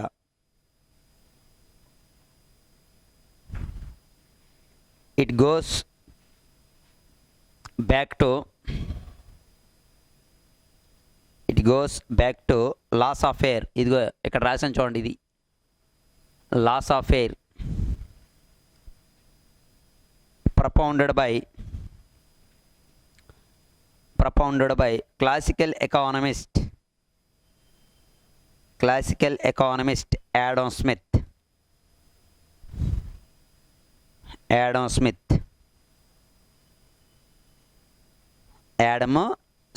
Classical అంటే చెప్పాను కదా, 18th 19th century economist. గట్టి చెప్పాలా word? మళ్ళీ ఒకసారి అలాయినా ఒకసారి చూడు. It goes back to loss of fair అన్నాం కదా. ఇలా చూడు మంచి క్వశ్చన్. ఇప్పుడు లాస్ ఆఫ్ ఫెయిర్ అన్నాం కదా, దీన్ని ఎవరు ఫాలో అయ్యారు అన్నాం మనం. సో దాన్ని ఫాలో ఏం చేసాం వాళ్ళు? క్యాపిటలిస్టిక్. అంటే క్యాపిటలిస్ట్ ఎవరికి ఇంపార్టెన్స్ ఉంటుంది? ఎక్కడ రాసాం అది? ప్రైవేట్ ఇండివిజువల్కి ఉంటుంది. తర్వాత ఏమైంది? 29లోను గ్రేట్ డిప్రెషన్ వచ్చింది. డిప్రెషన్ రావాల ఏం చేసాం మనం? పబ్లిక్ సెక్టర్కి ఇంపార్టెన్స్. ఆ పబ్లిక్ సెక్టర్ ఇంపార్టెన్స్ ఎంతవరకు కొనసాగించాం మనం? సో 1991 తర్వాత మళ్ళీ మనం ఏం చేసాం మనం? ప్రైవేటైజేషన్. అంటే ఈ ప్రైవేటైజేషన్ అనేది మళ్ళీ దేనికి వెళ్తుంది? క్యాపిటలిస్ట్కి. అంటే అది మళ్ళీ ఎక్కడికి వెళ్తుంది? అర్థమైందా? అది ఆ పాయింట్కి అర్థం. It goes back to loss of fair propounded by classical economist Adam Smith. Most of the state owned units, owned అంటే సొంతవి, అంటే ప్రభుత్వ రంగ సంస్థలు, state owned units were running with huge losses. చెప్పాను కదా, ఇందాక చెప్పాను కదా, యూజ్ లాసెస్, భారీ నష్టాలు తెలుగులో దాని పదం. యూజ్ లాసెస్ అంటే ఏంటంటే భారీ నష్టాలు, use losses. Foreign exchange reserves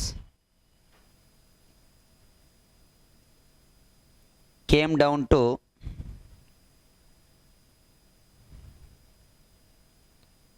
a barest minimum, barest minimum.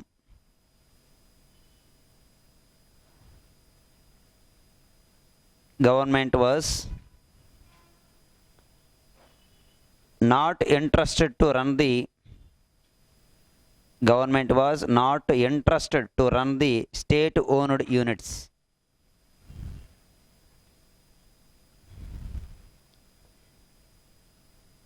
So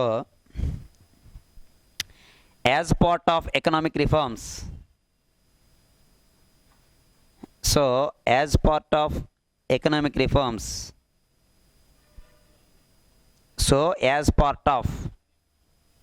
దాని ముందు point, government was not interested run the state owned units. అంటే ప్రభుత్వ రంగ సంస్థలని రన్ చేసే ఇంట్రెస్ట్ ప్రభుత్వానికి లేదు. ఎందుకంటే నష్టంలో ఉన్నాడు. మనమైతే ఏం చేస్తాం? ఇప్పుడు మన ఐస్ క్రీమ్ పార్లర్లు పెట్టాము దేనికోసం? ప్రాఫిట్ కోసం. అమ్మిన దానికంటే తినేసింది ఎక్కువైపోయింది అనుకో, ఏం చేస్తాం మన లాస్ట్కి? కప్పులతో సహా లోన్ ఉన్నవి సెకండ్ హ్యాండ్స్లో భారీ అమ్మకాలు, సేల్స్ నేరు మాత్రమే 50% డిస్కౌంట్. ఎంత ఫాస్ట్గా అంత ఫాస్ట్గా అమ్మేసి మూసేసి వెళ్ళిపోతాం, షట్టర్ క్లోజ్ చేస్తాం. ఎందుకని? ఆ లాసెస్ లాంగ్ రన్. మరి అలా గవర్నమెంట్ ఏమైనా ఇష్టం ఏంటి? నీ కోసం పెట్టినప్పుడు ఏం చేయాలి? నువ్వు సక్రమంగా పని చేయాలి. రేపు చూద్దాం మన ఇంగ్లీష్ మీడియం స్కూల్లో గవర్నమెంట్ టీచర్లు ఎంత బాగా ఒళ్ళుంచుతారో చూద్దాం. నేను నిజంగా నిన్న బస్సులో వెళ్ళినప్పుడు, అనకాపల్లి క్లాస్ బస్సులో వెళ్ళినప్పుడు ఒక టీడీపీ తెలిసిపోతుంది మాటలను. ఏమన్నాడు తెలుసా? ఇంగ్లీష్ మీడియం స్కూల్ ఎవడు పెట్టమండో అని చెప్పి ఈ డైలాగ్ వేసాడు. వెంటనే సిటీ కండక్టర్ వచ్చాడు. సిటీ కండక్టర్ పడుకుని ఉన్నా నేను, చెవిలో పక్కన పెడితే అంటుండే, ఆటో డ్రైవర్ కొడుకు, రిక్షా వాడు కొడుకు, లేదా మట్టి పని చేసుకునేవాడు ఇంగ్లీష్ మీడియం చదవకూడదా, డబ్బులను మీ కొడుకులే చదవాలని అడిగాడు ఈ క్వశ్చన్. దానికి సమాధానం లేదు అక్కడ. చాలా బాగా అడిగాడండి. అంటే కదా రేపు గవర్నమెంట్ స్కూల్లో ఇంగ్లీష్ మీడియం ఎవరు చదువుతాడు? ఇల్లేగా చదువుతారు. ఇంకోటి అన్నాడు, ఎంతమంది విమర్శ చేస్తాను కదా, ఇందులో ఒక్కడిసేపు గవర్నమెంట్ స్కూల్లో ఆడు కొడుకుని చదివేస్తున్నాడని, అప్పుడు మనందరం కూడా దాన్ని వ్యతిరేకిద్దాం అన్నాడు. ఎవడు మాట్లాడిన ప్రెస్ ముందుకు వచ్చి మాట్లాడతారే వాళ్ళందరూ, వాళ్ళ పిల్లలు ఎక్కడ చదివేస్తారండి? ఈవెన్ ఆటో డ్రైవర్ కొంచెం డబ్బులు వస్తే వాడు ఇంగ్లీష్ మీడియం స్కూల్లో చదివేస్తున్నాడు. ఇప్పుడు ఇక్కడ మీకు విమర్శ చేయొచ్చు, కాదనట్లేదు. ఏమంటాడు, తెలుగుని సబ్జెక్ట్ ఉంచుతుంటారు కదా, చంపీలేదు కదా, మరి దాన్ని ఎందుకు ఎవడు మాట్లాడు? ఎడ్యుకేషన్ సిస్టమ్ మార్పు తీసుకొస్తున్నా తెలుసా మీకు? లేటెస్ట్ కరెంట్ అఫైర్, ఇండియాలో ఎడ్యుకేషన్ విద్యా వ్యవస్థలో మార్పులు తీసుకురావడం కోసం ఏర్పాటు చేసిన కమిటీ బాలకృష్ణ కమిటీ. బాలకృష్ణనవా? బాలకృష్ణన్. సో ఏది సుప్రీంకోర్టు మాజీ ప్రధాన న్యాయమూర్తి కస్తూరి రంగన్. కస్తూరి ఇస్రో మాజీ చైర్మన్ కస్తూరి రంగన్. మనోడి మధ్యని మనోడికి బిట్టు వచ్చింది తెలుసా మీకు? వెస్ట్ బెంగాల్లో తీవ్రమైనటువంటి జన నష్టానికి కారణమైన ఇటీవల వచ్చిన తుఫాను పేరు బుల్బుల్. మన ఎలక్షన్ టైంలోనూ గుర్తుందా, తెలంగాణ మీటింగ్లో మన బాలయ్య బాబు డైలాగ్ వాడాడు. అది ఈరోజు మన బిట్టు, అది బిట్. అది నేమ్ అనేది ఏంటంటే చెప్తాను, అంటే ఎలాగ ఉంటుందంటే దాన్ని చెప్తాను. హుదూదు హుదూదు ఎలాగ ఉంటాయి కదా, హిందూ మహాసముద్రంలోనూ ఏర్పడే తుఫాన్లు ఉండేటప్పుడు దానికోసం ఒక ఆర్గనైజేషన్ ఉంటుంది స్థానికంగానే, అన్ని దేశాలు కలిపి హిందూ మహాసన అలా పెట్టినప్పుడు ఒక్కొక్కసారి ఒక్కొక్క దేశం వంతు వస్తుంది. అర్థమైందా? అలా ఒక్కొక్క దేశం వంతు వచ్చినప్పుడు ఆ దేశస్తుడు ఈ పేరు పెట్టమని రెఫర్ చేస్తారు. హుదూద్ అనేది ఒక పక్షి పేరు. హుదూద్ అనేది ఒక పక్షి పేరు అప్పుడు వచ్చినటువంటి ఇది. అవి బిట్లు వేలాటవన్నీ బుల్బుల్ మీరు తక్కువ అంచనా వేస్తుండ్రా. నిజం. దాని మీద అంటే డిజాస్టర్ మేనేజ్మెంట్లో చెప్తాం మేము. అంటే మొత్తం హిందూ మహాసముద్రం ఉన్న దేశాలన్నీ కలిపి ఒక కూటమి ఉందంటే దానికి ఒక ప్రధాన కార్యాలయం ఉంటుంది. వాళ్ళు ఒక్కొక్కసారి ఒక దేశం ఒక తుఫాను వచ్చినప్పుడు ఆర్డర్లు వేస్తుంది, ఒక్కొక్కసారి ఒక్కొక్క దేశానికి ఇస్తారు, వాడు దానికి ఆ పేరు పెడతారనమాట. అది ఓకే. ఏదైనా ఇక్కడ ఏ కమిటీ ఇంతకీ కస్తూరి రంగన్ రిపోర్ట్ ఏం చెప్తుంది? ఎడ్యుకేషన్ వ్యవస్థ ఏంటి అసలు? ఆయన రిపోర్ట్ ప్రధానమైనటువంటిది హిందీ మెయిన్ లాంగ్వేజ్ అన్నారు. తర్వాత మొత్తం దక్షిణ భారతదేశ రాష్ట్రాలు వ్యతిరేకించి, అందులో ప్రధానంగా వ్యతిరేకించే రాష్ట్రము తమిళనాడు. వాళ్ళ మొదటి నుంచి భాష పిచ్చెక్కువ అనమాట, మామూలు కాదు. తమిళ తంబే. వాళ్ళు డిఫరెంట్ తెలుసా మీకు? ఎందుకు తెలుసా? మన రామాయణం చదువుతాం, రామాయణంలో హీరో ఎవడు? రాముడు. తమిళ రామాయణంలో హీరో ఎవడు? రావణాసురుడు. ఎందుకంటే వాళ్ళు ఎవరు వారసులు? వాళ్ళే కాదు, మనం కూడాను. యాజ్ పర్ యాంథ్రోపాలజీ భారతదేశంలో 2 శారీరక లక్షణాలు బట్టి 2 రకాల జాతులు ఉన్నాయి. ఒకటేమొచ్చి ఇండో ఆరియన్, ఇంకోటి ద్రవిడియన్స్. సో రావణాసురుడు ద్రవిడియన్, రాముడు ఇండో ఆరియన్. అంటే నార్త్ ఇండియా మొత్తం ఇండో ఆరియన్స్, సౌత్ ఇండియా అంతా కూడా ద్రవిడియన్స్. కాబట్టి మహాభారతంలో మన చరిత్ర, ఆంధ్రప్రదేశ్ చరిత్ర చదువుతారు మీరు, ఆంధ్రుల చరిత్ర, ఏపీ మహాభారతంలో కౌరవుల పక్షాన ఎవడి అంటే తాడిపక్కే చేసాం మనం. అర్థమైందా? రామాయణంలోనూ రావణాసురుడి పక్షాన ఎవడి హీరో వాడికి ఆపోజిట్లో ఫైట్ చేసిన ఘనత ఆంధ్రులదే. ఎవరు? రావణాసురుడు. మంచి క్వాలిటీస్ ఉన్నాయండి, నిజమే. కాకపోతే అలా స్త్రీలోత్వం ఒకటే మైనస్.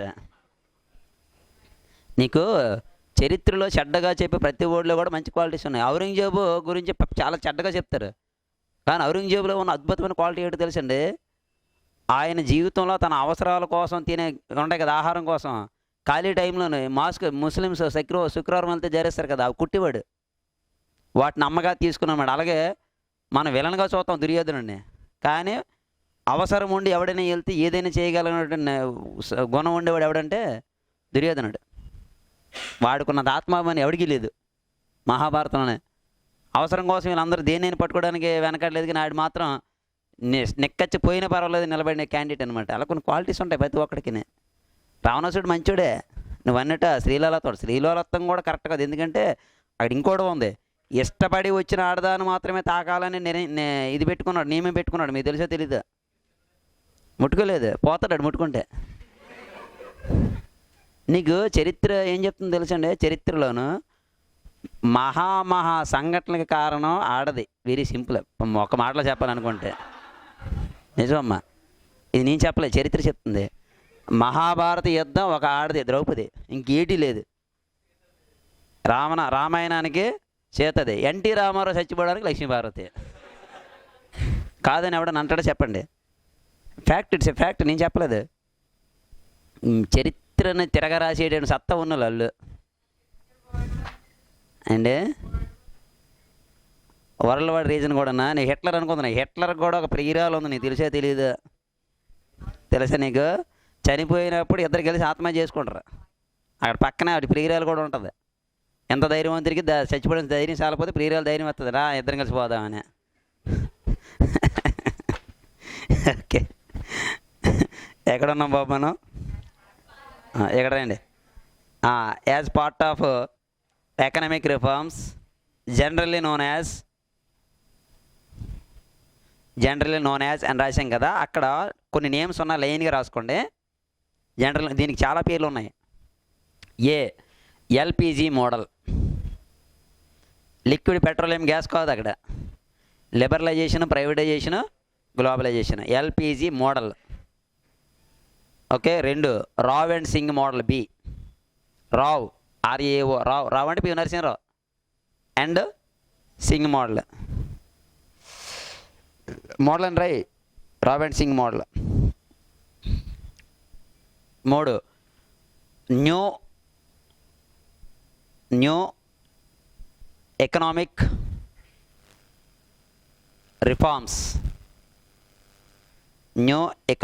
రిఫార్మ్స్, నూతన ఆర్థిక సంస్కరణలు, ఎకనామిక్ రిఫార్మ్స్ అంట.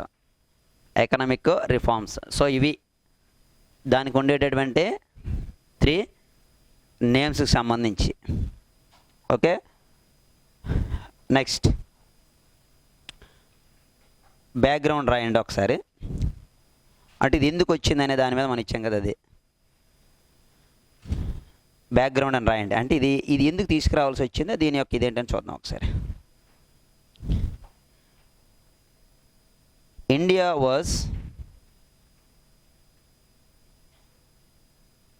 was faced with severe balance of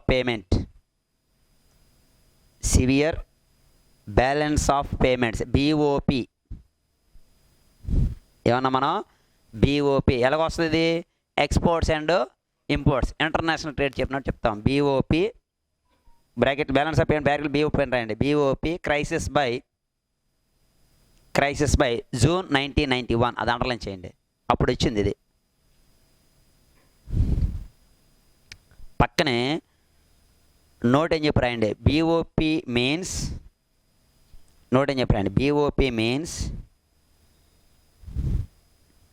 means difference between exports and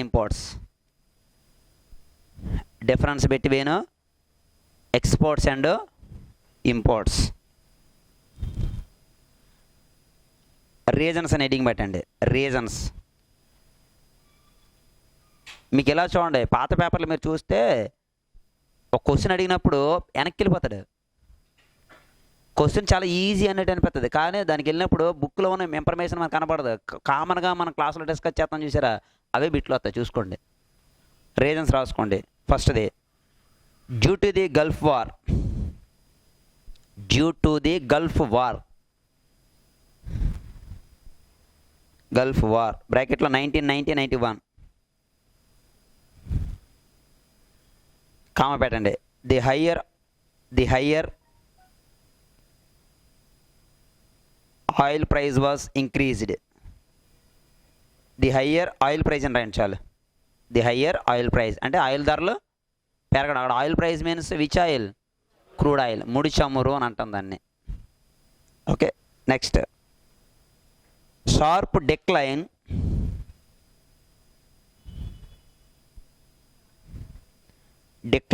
in the private remittances. ఆ వర్డ్ ఎక్కడ వాడాం మనం? చెప్ప. సర్క్యులర్ ఫ్లో ఆఫ్ ఇన్కమ్లో వాడలేదు? వాడాం లేదా పదం? రెమిటెన్స్, ఫారిన్ పర్సన్స్ వెళ్తే వాళ్ళకి వచ్చేటటువంటి రిటర్న్స్ ఏమన్నా రెమిటెన్స్ అనే పదం వాడు. Private remittances from the overseas Indian workers. Overseas అంటే సముద్రం మీద కాదు, విదేశాలని అర్థం అక్కడ. ఓవర్సీస్ ఇండియన్ వర్కర్స్, అందులోనే స్పెషల్లీ ఫ్రమ్ గల్ఫ్ రీజియన్స్. అందులో ఏ వర్కర్లు ఎక్కువ ఉన్నారు గల్ఫ్లో? ఏ స్టేట్? కేరళ. మొన్న కేరళ అయినప్పుడు చూసారా, ఎవరు? సౌదీ అరేబియా సుల్తాన్ ఆర్థిక సహాయం ప్రకటించాడు. భారీ ఆర్థిక సహాయం, మామూలుగా కాదు. Next, inflation peaking at inflation gulf regions. Next, inflation peaking at nearly 17%. Double digit దాటిసింది. అంటే ఏ ఇన్ఫ్లేషన్ దాటినట్టు? గ్యాలపింగ్. మళ్ళీ మర్చిపోయినారు. ఇన్ఫ్లేషన్ స్టార్టింగ్లో రేట్ చెప్పలేదా? బిలో 3, 3 to 5, 5 to 10, అబౌవ్ 10 ఏమన్నా? గ్యాలపింగ్. అంటే ఇప్పుడు ఎక్కడ ఉన్నావు? ఇప్పుడు ఇక్కడ గ్యాలపింగ్లో ఉన్నాం. అంటే 17 ఉండదని అవసరం అయితే 20కి వెళ్ళిపోతుంది ఒకసారి. కానీ అది నెంబర్ పెరగదు, ఒక్కసారి కప్పగింతలాగా ఎగిరిపోతుంటుంది అనమాట. అది అందుకే దాన్ని గ్యాలపింగ్ అన్నాం. దుఃఖే ద్రవ్యోల్బణం, జంప్ చేస్తుంది. Next, gross fiscal deficit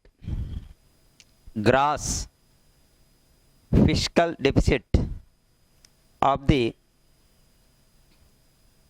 central government reaching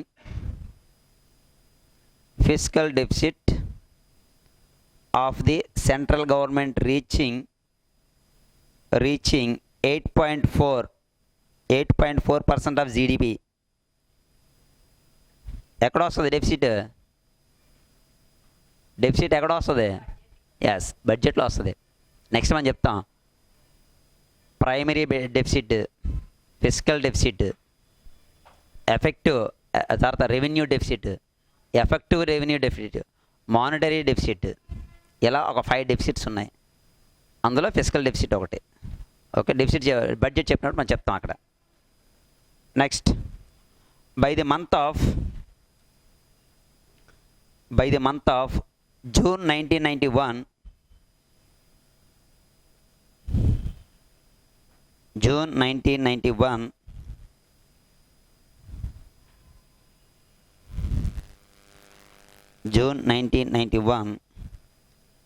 India's foreign exchange bracket forex declined to ఎన్ని వారాలు సరిపోయినట్టు ఉందన్న? Just 3 weeks of import coverage.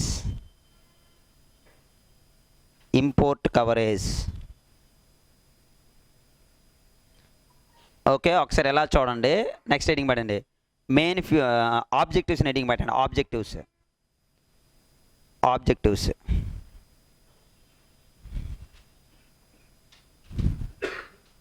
ఇలా చూడండి. ఇప్పటిదాకా మనం చెప్పాం కదా, ఎల్ అంటే ఏంటి, పి అంటే ఏంటి, జి అంటే ఏంటి అందులో ఉన్నాయి ఇవన్నీ చెప్పామంటే మెయిన్. ఇందులో ఏంటంటే చూడండి, ఫస్ట్ది ఒక్కొక్కటి చూద్దాం. గ్లోబలైజేషన్ తీసుకున్నాం కదా. గ్లోబలైజేషన్ యొక్క మెయిన్ ఉద్దేశం ఏంటి అసలు? ఇండియా అంటే Indian economy connected with world ఎకానమీతో మనం కనెక్ట్ చేసినప్పుడు, అంటే మన గూడు ఇంటర్నేషనల్ మార్కెట్లో అమ్మాలంటే ఏం కావాలి? మన గూడికి క్వాలిటీ కావాలి. అది లేకుండా ఎవడు కొంటాడు? అప్రసిద్ధ సినిమాలో బ్రేక్ వైర్లాగా ఉంటుంది స్టోరీ మనకి. ఏమంటాడు వాడిని తీసుకెళ్ళి వాడికి పనిష్మెంట్ ఇస్తారు కదా, ఏది జలగలతోటి పనిష్మెంట్ ఇచ్చినప్పుడు ఏం చెప్తాడు? మీరు మారర్రా, మీరు ప్రపంచ దేశాలన్నీ దూసుకొని ముందుకు వెళ్తుంటే మీరు మాత్రం చవకబారు వస్తువులను తయారు చేసి కోర్టుని జడ్జిమెంట్ చేస్తారు కదా మూసేయడానికి, బ్రేక్ వైర్కి కేసేసి. ఈయన ఈ డ్రైనేజ్ కాలంలో పెట్టి కొట్టేస్తారు కదా రామానుజన్ని. ఆ తర్వాత ఆ దీంట్లో అనమాట. అంటే ఈ విషయం ఏంటంటే, వరల్డ్లోకి వెళ్ళేటప్పుడు ఎప్పుడైతే ఇంటర్నేషనల్గా మన ప్రోడక్ట్ని ఎప్పుడైతే మనం ఎక్స్పాండ్ చేయాలనుకుంటే డెఫినెట్గా మనం ఏం చేయాలి?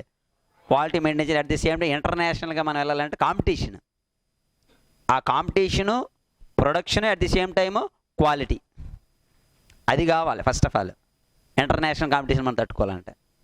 అలాగే తర్వాత ఏమన్నాడు? ప్రైవేటైజేషన్ ఉద్దేశం ఏంటి ఇక్కడ? Working efficiency. ఏం చేయాలి?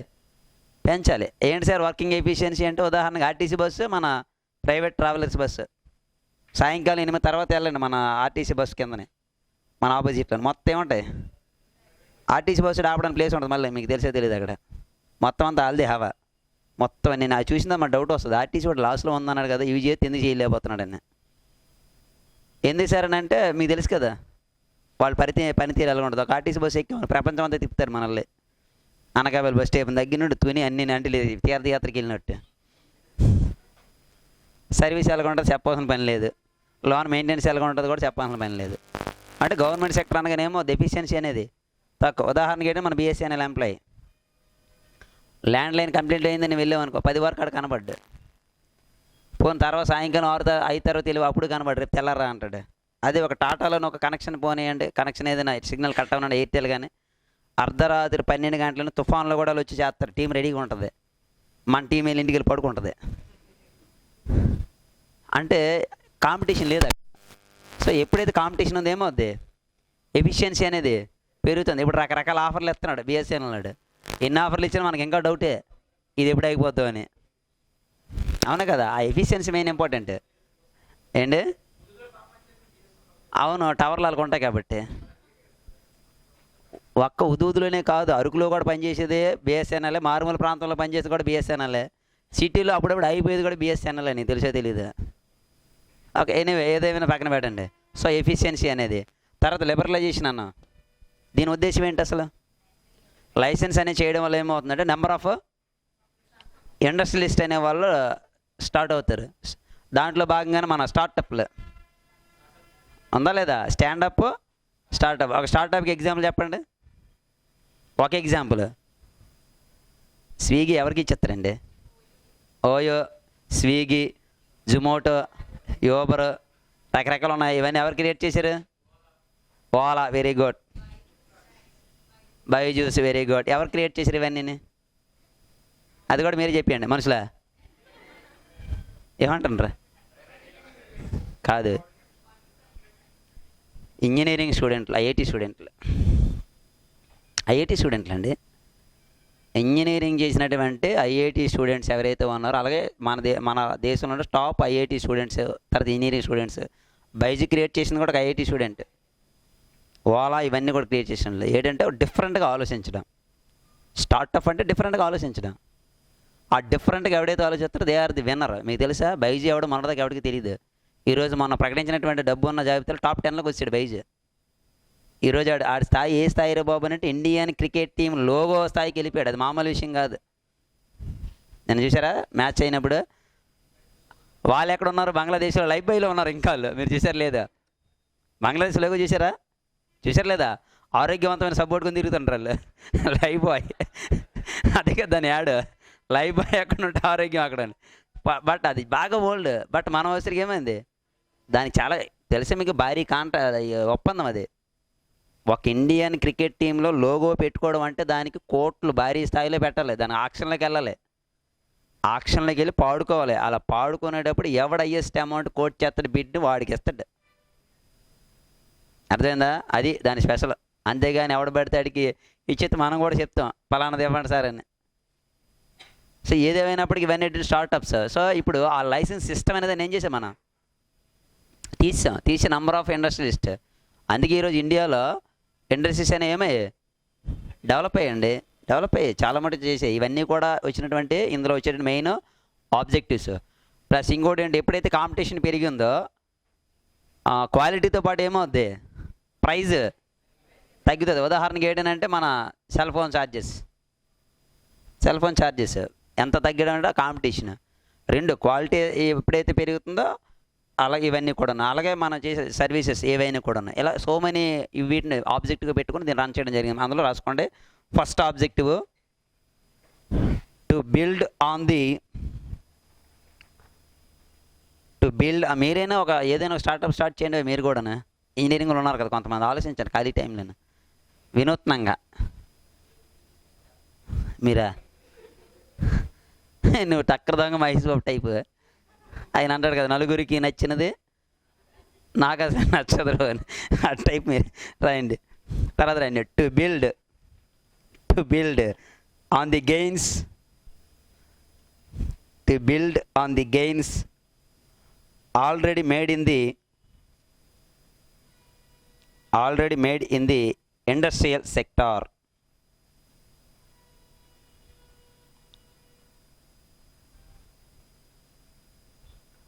To correct the weaknesses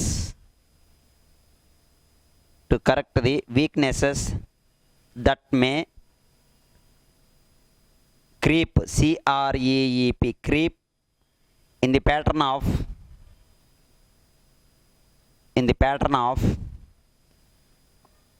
industrial growth.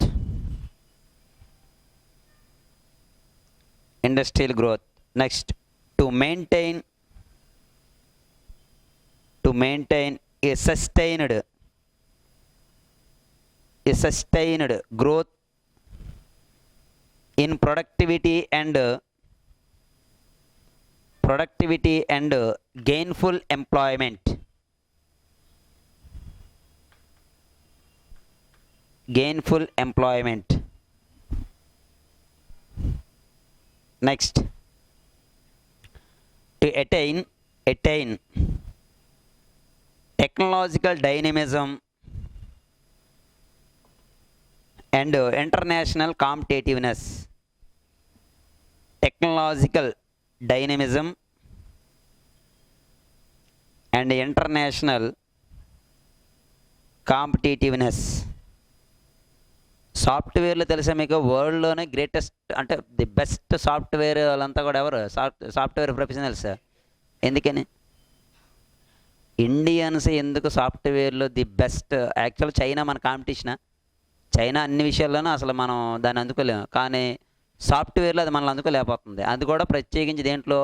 Software education professionals విషయంలోనూ. ఎందుకని entire even not only Asia, వరల్డ్లోనే హైయెస్ట్ ఏది ది బెస్ట్ సాఫ్ట్వేర్ ప్రొఫెషనల్స్ని అందిస్తున్న దేశం ఏది? ఇండియా. ఎలా సాధ్యమైంది? How it is possible? ఎలా సాధ్యమైందండి? కారణం ఏంటి తెలుసా?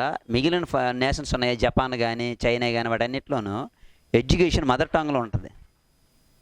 Mother tongue. మనము మొదటి నుంచి మమ్మీ డాడీ అనే కదా, మొదటి నుంచి ఇంగ్లీష్ ఎడ్యుకేషన్, అంటే లాంగ్వేజ్ ప్రాబ్లం లేదు. రెండోది మ్యాథమెటిక్స్. సాఫ్ట్వేర్ కావాల్సిన main mathematics. Throughout world not only Asia, వరల్డ్లోనే మ్యాథ్స్లో జీనియస్ ఇండియన్స్ ఓన్లీ. అందులోనూ ఇంకో విషయం తెలుసా మీకు? అందులోనూ ఏషియన్స్ నెంబర్ 1. యూరోపియన్స్ మ్యాథ్స్లో వీక్, తెలుసా మీకు?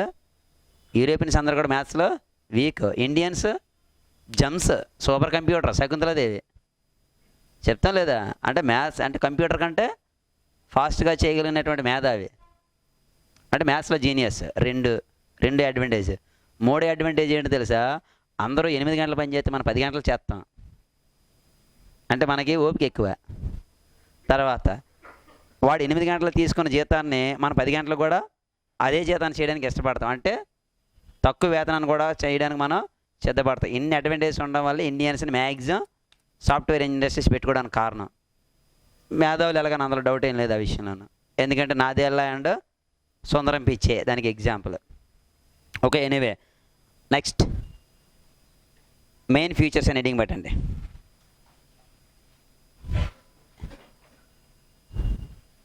మెయిన్ ఫీచర్స్ ఒకసారి జస్ట్ మెయిన్ ఫీచర్స్ని ఒకసారి అలా చూద్దాం. ఫస్ట్ హెడ్డింగ్ పెట్టండి, డీలైసెన్సింగ్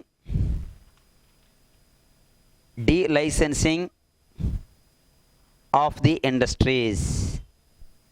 డీలైసెన్సింగ్ ఆఫ్ ది ఇండస్ట్రీస్. ఓకే, ఇలా చూడండి. 1980 ఇండస్ట్రియల్ పాలసీ రెజల్యూషన్ అన్నాం కదా. సో లైసెన్సింగ్ అనేది ఎన్ని ఇండస్ట్రీస్ చెప్పాం మనం అక్కడ? 28.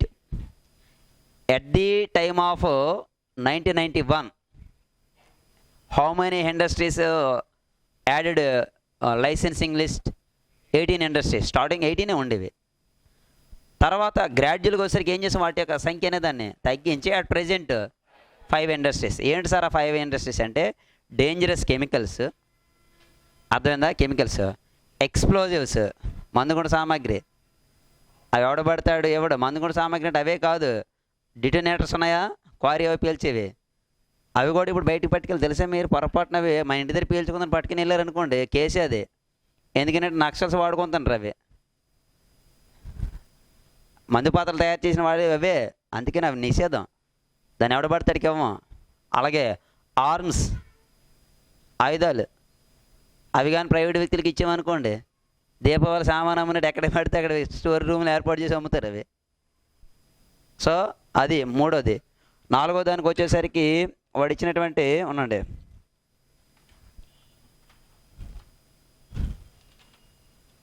ఫోర్త్ దానికి వచ్చేసరికి ఆల్కహాల్స్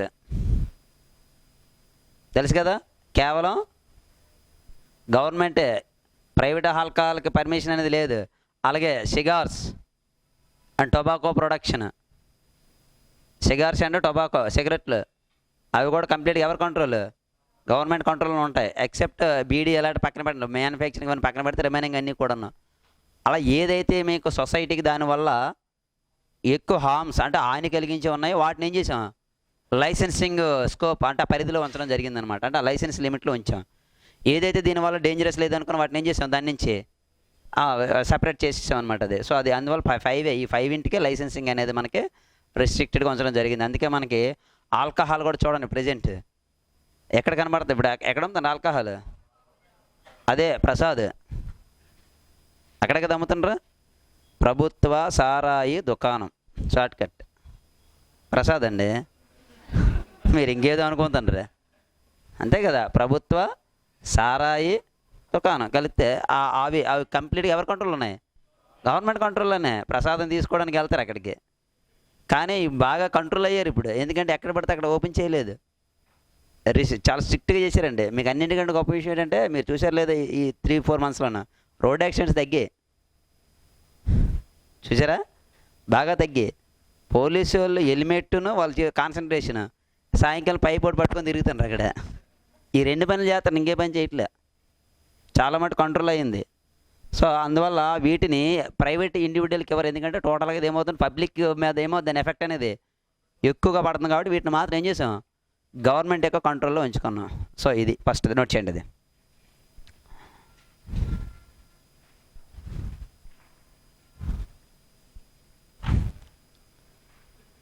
డీలైసెన్సింగ్ ఆఫ్ ది ఇండస్ట్రీస్ రాయండి. The number of industries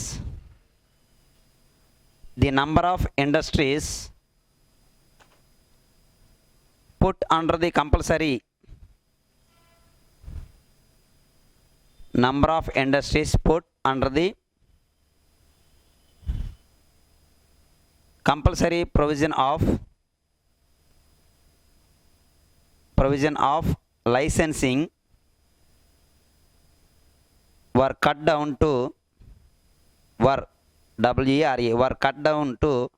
only 18.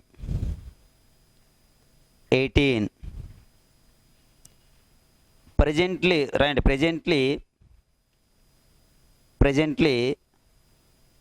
there only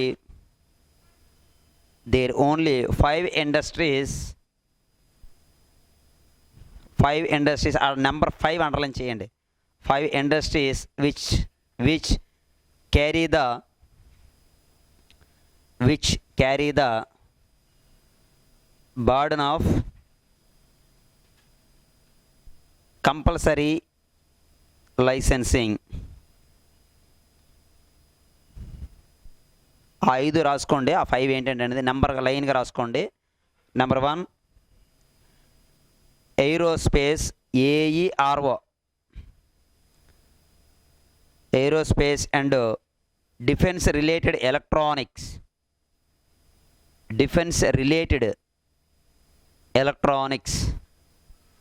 ఎందుకు ఎలక్ట్రానిక్స్ అన్నాడు, మెసేజ్ ఉందా మనకి అగ్ని 1, అగ్ని 2, అగ్ని 3 అని, దాన్ని ఏం కంట్రోల్ చేస్తే ఎలక్ట్రానిక్కే. GPS మరి ఇంకోటి పక్కన పెట్టండి, అవన్నీ ఏంటి ఎలక్ట్రానిక్ ఎక్విప్మెంట్స్, వాటితోటి అవి కనెక్ట్ అవుతాయి మొత్తం అంతా కూడాను, వాటితోటి వాటి రన్నింగ్ అదంతా కూడాను.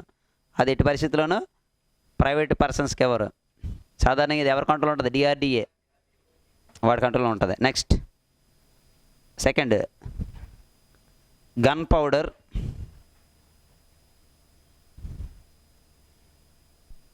Industrial explosives, gun powder, industrial explosives, detonating fuse. Detonating అంటే డిటోనేటర్లు పేలుస్తాం కదా, క్వారీలు పేలుస్తాం, గుర్తుందా? కన్నాలు పెట్టి లోన పెట్టి, అదే detonating fuse, FUSE, fuse.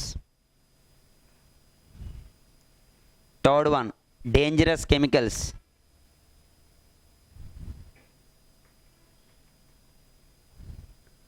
Fourth one tobacco. Fourth one tobacco, cigarette and related products.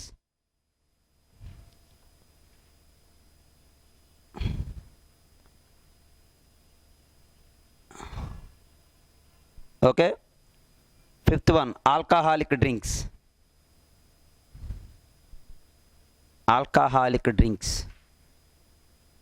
సిగరెట్ని control చేయగలిగారు కానీ దీన్ని కంట్రోల్ చేయలేకపోయారండి.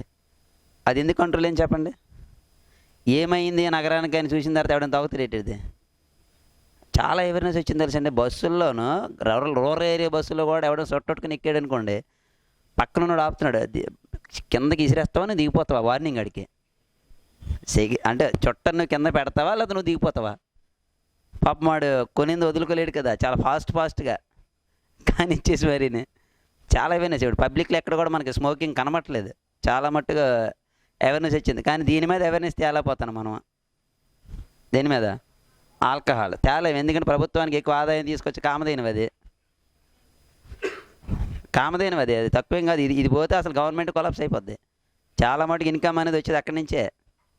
మనకి ఆంధ్రప్రదేశ్లో first place sales tax, second excise సుంకం, ఎక్సైజ్ డ్యూటీ, మద్యపాన సుంకం కాదు అది, ఎక్సైజ్ డ్యూటీ, అది సెకండ్ ప్లేస్లో ఉంది. సెకండ్ ప్లేస్లో ఉన్నా కూడా అది మినిమం లెవెల్లోనే ఉంది దాని ఇన్కమ్ లెవెల్ అనేది. ఓకే, నెక్స్ట్ పోతుంది డెఫినెట్గా పోతుంది. అందుకే వాళ్ళు ఏమన్నారు, 5 స్టార్ హోటల్కి లిమిటెడ్ చేసేమన్నారు, గుర్తుంది లేదు నీకు? Terms and conditions apply. మద్యపాన నిషేధం ఎలా తొలగిస్తా ఉన్నాం? అంచెలంచెలుగా.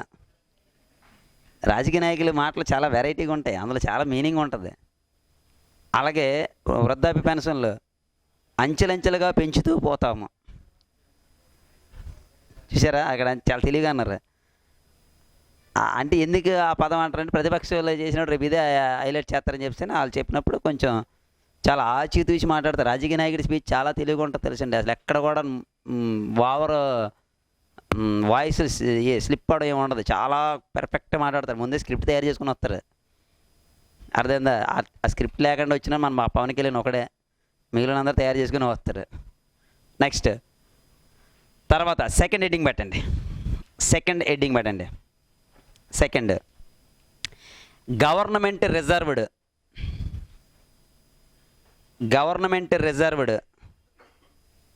ఇండస్ట్రీస్.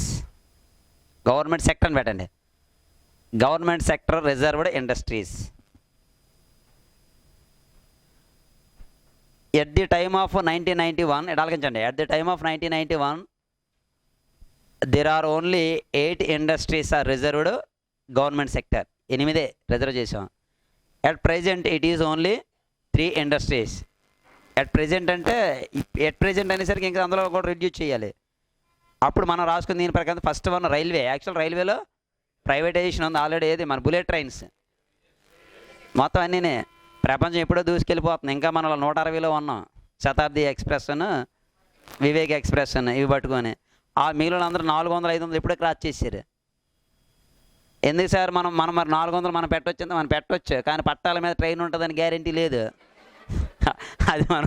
అదే మన మైనస్. 160 వస్తేనే భయం వేస్తుంది మనకి. 160 దాటితేనే అది పెద్ద డేంజరస్. అంటే మన పట్టాలు వేగాన్ని తట్టుకోలేదు. అందుకే బుల్లెట్ ట్రైన్ పట్టాల మీద ఉంటుంది తెలుసా మీకు, పైన తేలుతుంటుంది. ఎందుకంటే ఆ వేగం వెళ్ళినప్పుడు ఏమో తెలుసు, మంటలు వచ్చేస్తాయి.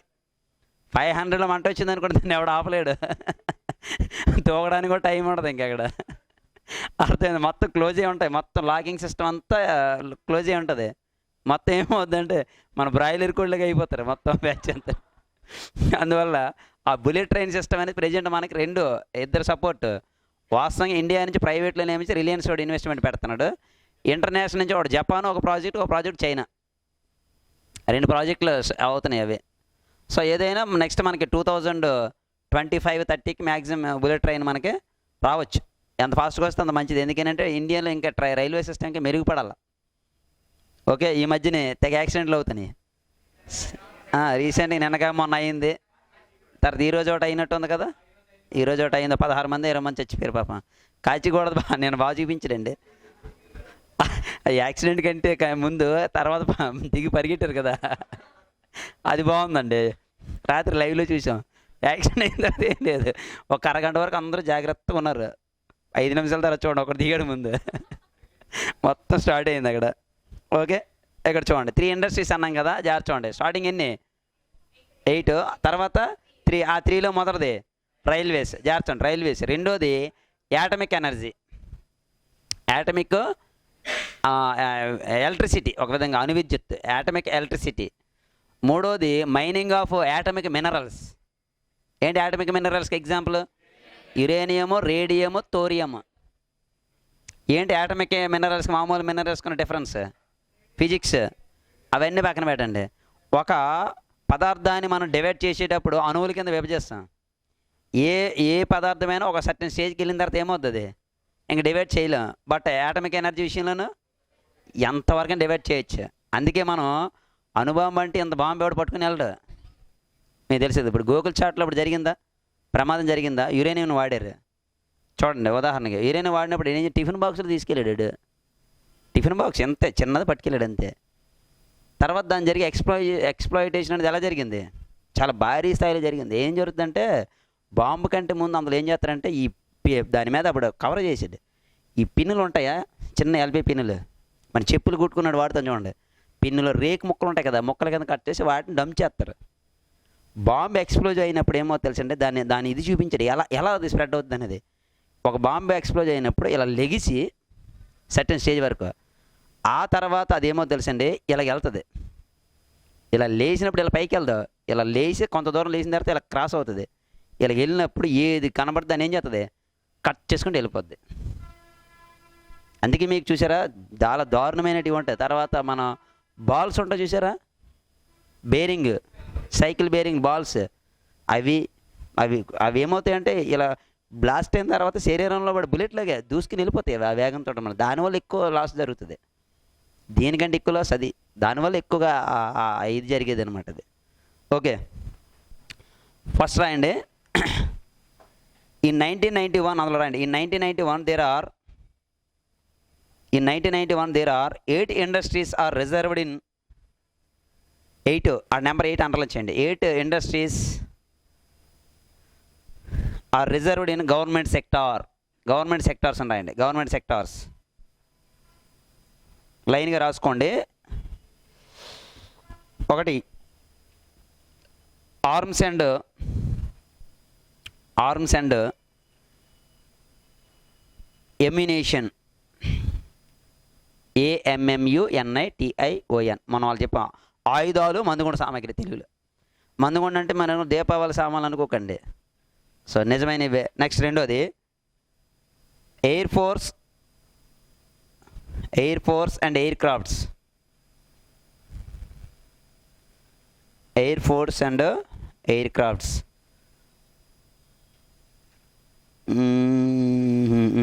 Next second one, third one atomic energy.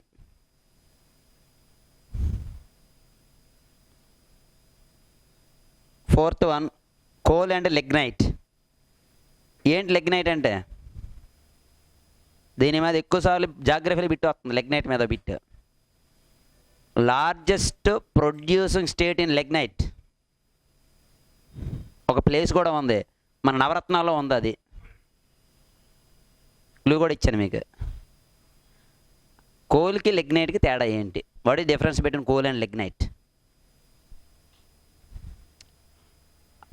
Coal అంటే బొగ్గు కదా. కోల్ యొక్క క్వాలిటీని దేంతో మనం మెజర్ చేస్తాం? Carbon base. Very good, carbon base.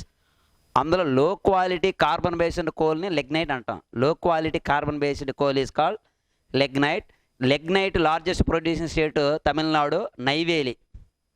పేరు విన్నారా? అదే బిట్ ఎక్కువసార్లు వచ్చిన బిట్, అదే నైవేలి స్పెసిఫిక్గా. అందుకే నైవేలి లిగ్నైట్ కార్పొరేషన్ నవరత్నాస్లో ఒకటి నైవేలి లిగ్నైట్, ఇండియాకు సంబంధించి ఓన్లీ లిగ్నైటింగ్ సంబంధించినటువంటి ఏరియా తమిళనాడులో ఉంది. ఓకేనా. లిగ్నైట్ అంటే లో క్వాలిటీ కోల్, అంటే కార్బన్ పర్సంటేజ్ అనేది తక్కువగా ఉంటుంది అనమాట. సో దాన్ని లిగ్నైట్ అంటాం. ఓకే. ఏంటి కోల్ అనేది దేని కింద మారుతుంది కాలక్రమంలో చెప్పండి? డైమండ్. మధ్యలో నీకు బోల్డ్ ఉన్నాయి. గ్రాఫైట్, కోల్ ఏమొచ్చి గ్రాఫైట్, గ్రాఫైట్ ఏమొచ్చి డైమండ్, దాని యొక్క ఫార్మేషన్ అనేది. అలాగే లైమ్ స్టోన్ సున్నప్రాయ్, లైమ్ స్టోన్ మార్బుల్ చూసారు? పాలిష్ పెడతారా? పాలిష్ పెట్టినప్పుడు ఎలాగ ఉంటుంది? సున్నం కలిపినట్టు వస్తుంది చూడండి. మార్బుల్ పాలిష్ పెట్టినప్పుడు చూడండి. సో అదేంటంటే చేంజ్ అయ్యేటటువంటి rocks. Okay. Next crude oil. ఇండియాలో largest crude oil producing place Jamnagar అనేది ఏది? Oil refinery. Reliance Gujarat Jamnagar Reliance oil refinery. నేను అడిగింది క్రూడ్ ఆయిల్ ప్రొడ్యూసింగ్ ప్లేస్ చెప్పాను నేను. మహారాష్ట్రలోని బాంబే హై. ఇప్పుడు బిట్ ఏమడిగాడు తెలుసా? బాంబే హై ఉండేటటువంటి ఏది క్రూడ్ ఆయిల్ డ్రిగ్ ఉంది కదా, దాని ప్లాట్ఫామ్ నేమ్ ఇదే బిట్. సముద్రంలో ఉంటుంది షిప్ లాగా, దాని ప్లాట్ఫామ్ ఉంటుందా, ప్లాట్ఫామ్ నేమ్. గ్రూప్స్లో అడిగాడు బిట్. ఆ ప్లాట్ఫామ్ నేమ్ సాగర్ సామ్రాట్ ఆ platform name.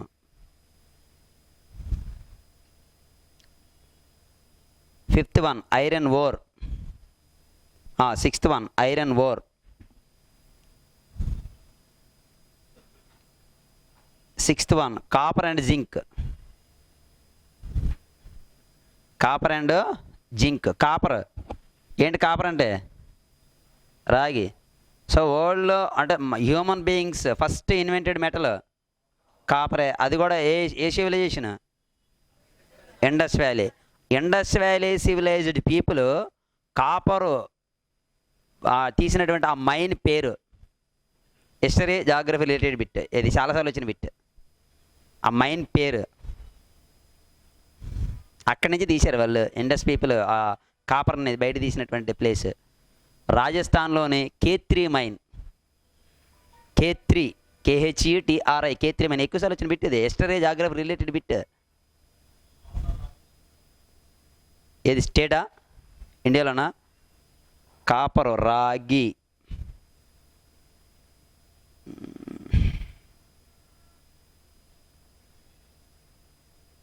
Silver Rajasthan, copper I think Odisha అనుకుంటాను నేను. నాకు ఖచ్చితంగా తెలియదు, బట్ ఒడిశా అనుకుంటున్నాను నేను. ఒకసారి చెక్ చేద్దాం. ఒడిశా. లైమ్ స్టోన్ సున్నప్రాయ్ అయితే మధ్యప్రదేశ్, తర్వాత సిల్వర్ అయితే రాజస్థాన్, బంగారం అయితే Karnataka, diamonds Madhya Pradesh. So copper Odisha 100%. ఒకసారి చెక్ చేసుకుందాం. Odisha no doubt decision. Next atomic energy. కంగారు పడద్దు, 2 సార్లు వచ్చింది అనుకోకండి. బ్రాకెట్లో దీనికి కంటిన్యూషన్. యాటమిక్ ఎనర్జీ లాస్ట్ బ్రాకెట్లో ప్రొడక్షన్. యాటమిక్ ఎనర్జీలో మెయిన్ మినరల్ ఏది? Uranium. World largest uranium producing nation. Very good. Australia అండి world largest uranium producing nation. ప్రపంచంలో యురేనియం ఎక్కువగా ఉత్పత్తి చేసే దేశం ఆస్ట్రేలియా. ప్రొడక్షన్, కన్జంప్షన్, కంట్రోలింగ్ మొత్తం 3 యాటమిక్ ఎనర్జీ బ్రాకెట్లో రాయండి. Production, consumption, controlling. ఇప్పుడు ఆ లిస్ట్ ఉంది కదా, 18 అన్నాం కదా, వాటిని ఎక్కడ తీసుకొచ్చాం మనం? 3కి తీసుకొచ్చాం. ఈ మధ్యలో ఒకేసారి 3కి తీసుకురాలేదు, ఒక్కొక్క ఇయర్లో దాని సంఖ్య తగ్గించుకొచ్చా. కింద రాయండి 1993 డేట్ రాయండి. 1993 చిన్న బాణం వేయమ్మ. 6కి తీసుకొచ్చాం. Government list industries. 1993 it's decreases 6. 1994 4 తీసుకొచ్చాం. 1994 4. 2001 3 అంటే 3 ఇండస్ట్రీకి ఎప్పుడు తీసుకొచ్చాం? 2000 అంటే 1991 2001 ఎన్ని 10 years. 10 yearsలో తీసుకొచ్చాం. అంటే ఒకేసారి 3కి తీసుకురాలేదు. ఇయర్ బై ఇయర్ ఏం చేసాం మనం? రెడ్యూస్ చేసుకుంటూ వచ్చాం అనమాట. Okay. At present there are 3 industries are reserved in government sector.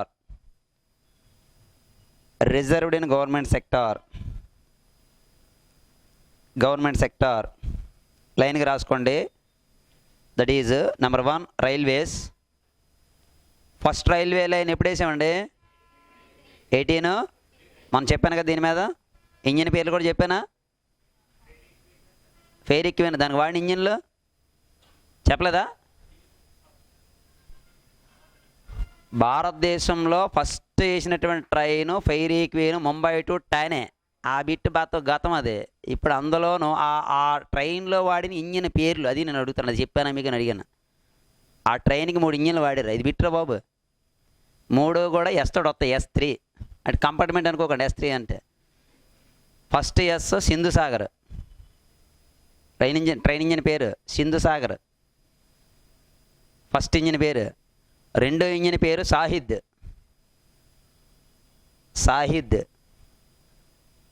మూడో ఇంజిన్ పేరు సుల్తానా. మీకు బిట్లు ఎలాంటివి అడుగుతాడు? మొదటి రైలు ఎక్కడి నుంచి ఎక్కడికి వెళ్ళింది? ఆ రోజులు అయిపోయి, ఆ రోజులు ఇంటికి అయిపోయి. అర్థమైందా? ఆంధ్రప్రదేశ్లో మొదటి రైల్వే 1862. ఎక్కడి నుంచి? Puttur to Renigunta.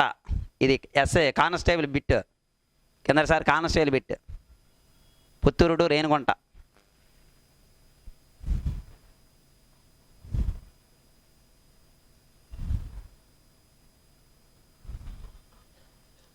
Okay. 2 production of atomic energy. మీకు ఎగ్జామినేషన్లోనో జాగ్రత్తలు కదండి. ఎగ్జామినేషను ట్రెండ్ మారిపోయింది. అయ్యాడు ఆలకించండి. ఎలా మారిపోయింది సార్ అని అంటే, ఒక బిట్టు ఎకనామిక్స్లో బిట్టు వస్తుంది కానీ దాని ఆన్సర్ జాగ్రఫీలో ఉంటుంది. ఒక బిట్టు జాగ్రఫీలో వస్తుంది కానీ దాని ఆన్సర్ హిస్టరీలో ఉంటుంది. అంటే సబ్జెక్ట్ రిలేటెడ్గా వెళ్తుంది. అలాంటి బిట్లు ఎవడ పడితే ఆన్సర్ చేయలేడు. సబ్జెక్ట్ మీద ఎవరికైతే కమాండ్ కదా ఆడు ఆన్సర్ చేస్తాడు. అలాంటి బిట్లే గ్రూప్స్లో అడుగుతాడు. అది ఎకానమీయా జాగ్రఫీ అని పక్కన, అలాంటి బిట్లు గ్రూప్స్లో అడుగుతాడు. దాన్ని ఎవడైతే ఆన్సర్ చేయగలుగుతాడో దే ఆర్ ది విన్నర్. వాడే విన్నర్. ఇప్పుడు మనం చెప్పిన బిట్లు చూసారు ఇందాక. ఎక్కువ ఉత్పత్తి చేసిన దానికి వెళ్ళాం, అక్కడ ప్లాట్ఫామ్కి వెళ్ళాం, ఆ ప్లాట్ఫామ్ నేమ్ మీదకి వెళ్ళి అడిగాడు. అది బిట్, ఎక్సలెంట్ బిట్, మామూలు కాదు. మొదటి రైల్వే లైన్ గురించి చేసినప్పుడు అందరూ చెప్తారు, కాదనట్లేదు. కానీ ఆ ట్రైన్లో వాడిని ఇంజిన్ పేర్లు అయిపోతారు సగం మంది. నీకు డౌట్ ఏది లేదు అక్కడ. ఇలాంటి బిట్లు వెళ్ళినప్పుడు ఏమవుతుందంటే సబ్జెక్ట్లో డెప్త్ ఎవరికైతే ఉంటుందో వాడు కొట్టడు, దీని ఆన్సర్ చేస్తాడు. అర్థమైందా? అలాగే ఈ మధ్యన ఒకటి కాశీ గౌరవ్ జయంతి. ఆ పేరు విన్నారా? మన పంచాయత్ సెక్రటరీలో బిట్ వచ్చింది. Very good. What is Purvanchal అంటే ఏంటి? ఏ mountain ranges? Eastern part of the Himalayas. హిమాలయాలకు తూర్పు భాగాన్ని పూర్వాంచల్ అంట. ఆ పూర్వాంచల్లో మేఘాలయలో ఉండేటటువంటి హిల్స్ని కాశీ గౌరవ్ జయంతియా అని మాత్రం మీకు తెలుసు. కానీ ఒక ట్రైబల్ జాతి అని తెలుసా మీకు? కాశీ ఒక ట్రైబ్, గౌరవ్ ఒక ట్రైబ్, జయంతియా ఒక ట్రైబ్. భారతదేశంలో ఒక విచిత్రమైన ఆచార అలవాటు ఉందా 3 తెగలకి. ఏంటి తెలుసా? బహుభర్తృత్వం. ఆధునిక ద్రౌపదులు అందరూ ఒక్కొక్క స్త్రీ అనేక మంది భర్తలను పెళ్లి చేసుకుంటుంది. అలా పెళ్లి చేసుకున్న తర్వాత నిజమే ఈనాడు ఆదివారం స్పెషల్ బుక్లు ఇచ్చారు, మీరు చదవరేమో అవే. ఒక స్త్రీ అనేక మంది భర్తలను పెళ్లి చేసుకొని అలా పెళ్లి చేసుకున్నటువంటి భర్తలను ఇంటికి తీసుకొచ్చేస్తుంది. తీసుకొచ్చిన తర్వాత పెళ్లి చేసుకున్న స్త్రీ ఆ తీసుకొచ్చిన భర్తని పోషించాల్సిన బాధ్యత ఆవిడదే. మా సార్ ఆడు ఖాళీగా ఉంటాడంటే ఆడు పని చేస్తాడు, వాడు వచ్చిన డబ్బులు వాళ్ళ అమ్మల ఇంటికి పంపిస్తాడు, అంతేగాని ఇవి తీసుకోదు. అలాంటి ఒక విచిత్రమైనటువంటి ఆచారం ఉండేటటువంటి జాతుల 3 కాశీ గౌరవ్ జయంతి. ఇప్పుడు దీని మీద గ్రూప్ 1లో వచ్చిన bit highest rainfall recorded area in India. Mawsynram first, తర్వాత Cherrapunji. Second Cherrapunji, first Mawsynram. Mawsynram and Cherrapunji both are located in Meghalaya in Khasi hills. Meghalaya కొండ అడిగాడు బిట్. మీరు మేఘాలయలో ఉన్నారు ఇంకా, అక్కడ ఏమి అడిగాడు? ఎక్కడ ఆ హిల్స్, కాశీ హిల్స్. మనం చెప్పినటువంటి ఈ ట్రైబ్స్, మనం చెప్పినటువంటి పూర్వాంచల్. చూడండి ఎలాగుంది లింక్, వాడు అడిగిన బిట్లు. అంటే గ్రూప్ 1లో అడిగిన బిట్ ఎలాగ ఉంది, గ్రూప్ 2లో అడిగిన బిట్ ఎలాగ ఉంది, అది ఎనాలిసిస్. అంటే అప్పుడు ఏమవుతుంది, నెక్స్ట్ బిట్ ఎలాగ విధంగా అడగొచ్చు, అలా అడిగితే ఏ ఏరియాలో అడుగుతాడు. మనం ఎప్పుడు కూడా చదవాల్సింది అదే, ఎనాలిసిస్ అనేది. Okay, next. ఓకే, మినరల్స్ వరకు అయిపోయింది కదా. Production of atomic energy, third one mining of atomic minerals. Atomic minerals. Okay, that is enough. So next క్లాస్లోనూ, రేపు క్లాస్ ఉంది కదా, ఇలా చూడండి. మ్యాక్సిమం రేపు దీన్ని ఒక కొలిక్ తీసుకోండి. ఇక్కడ కొంచెం టైం తీసుకుంది, రేపు కొంచెం ఫాస్ట్ చేద్దాం. రేపు మనకి 4 hours ఉంటుంది కాబట్టి కొంచెం స్పీడప్ చేద్దాం.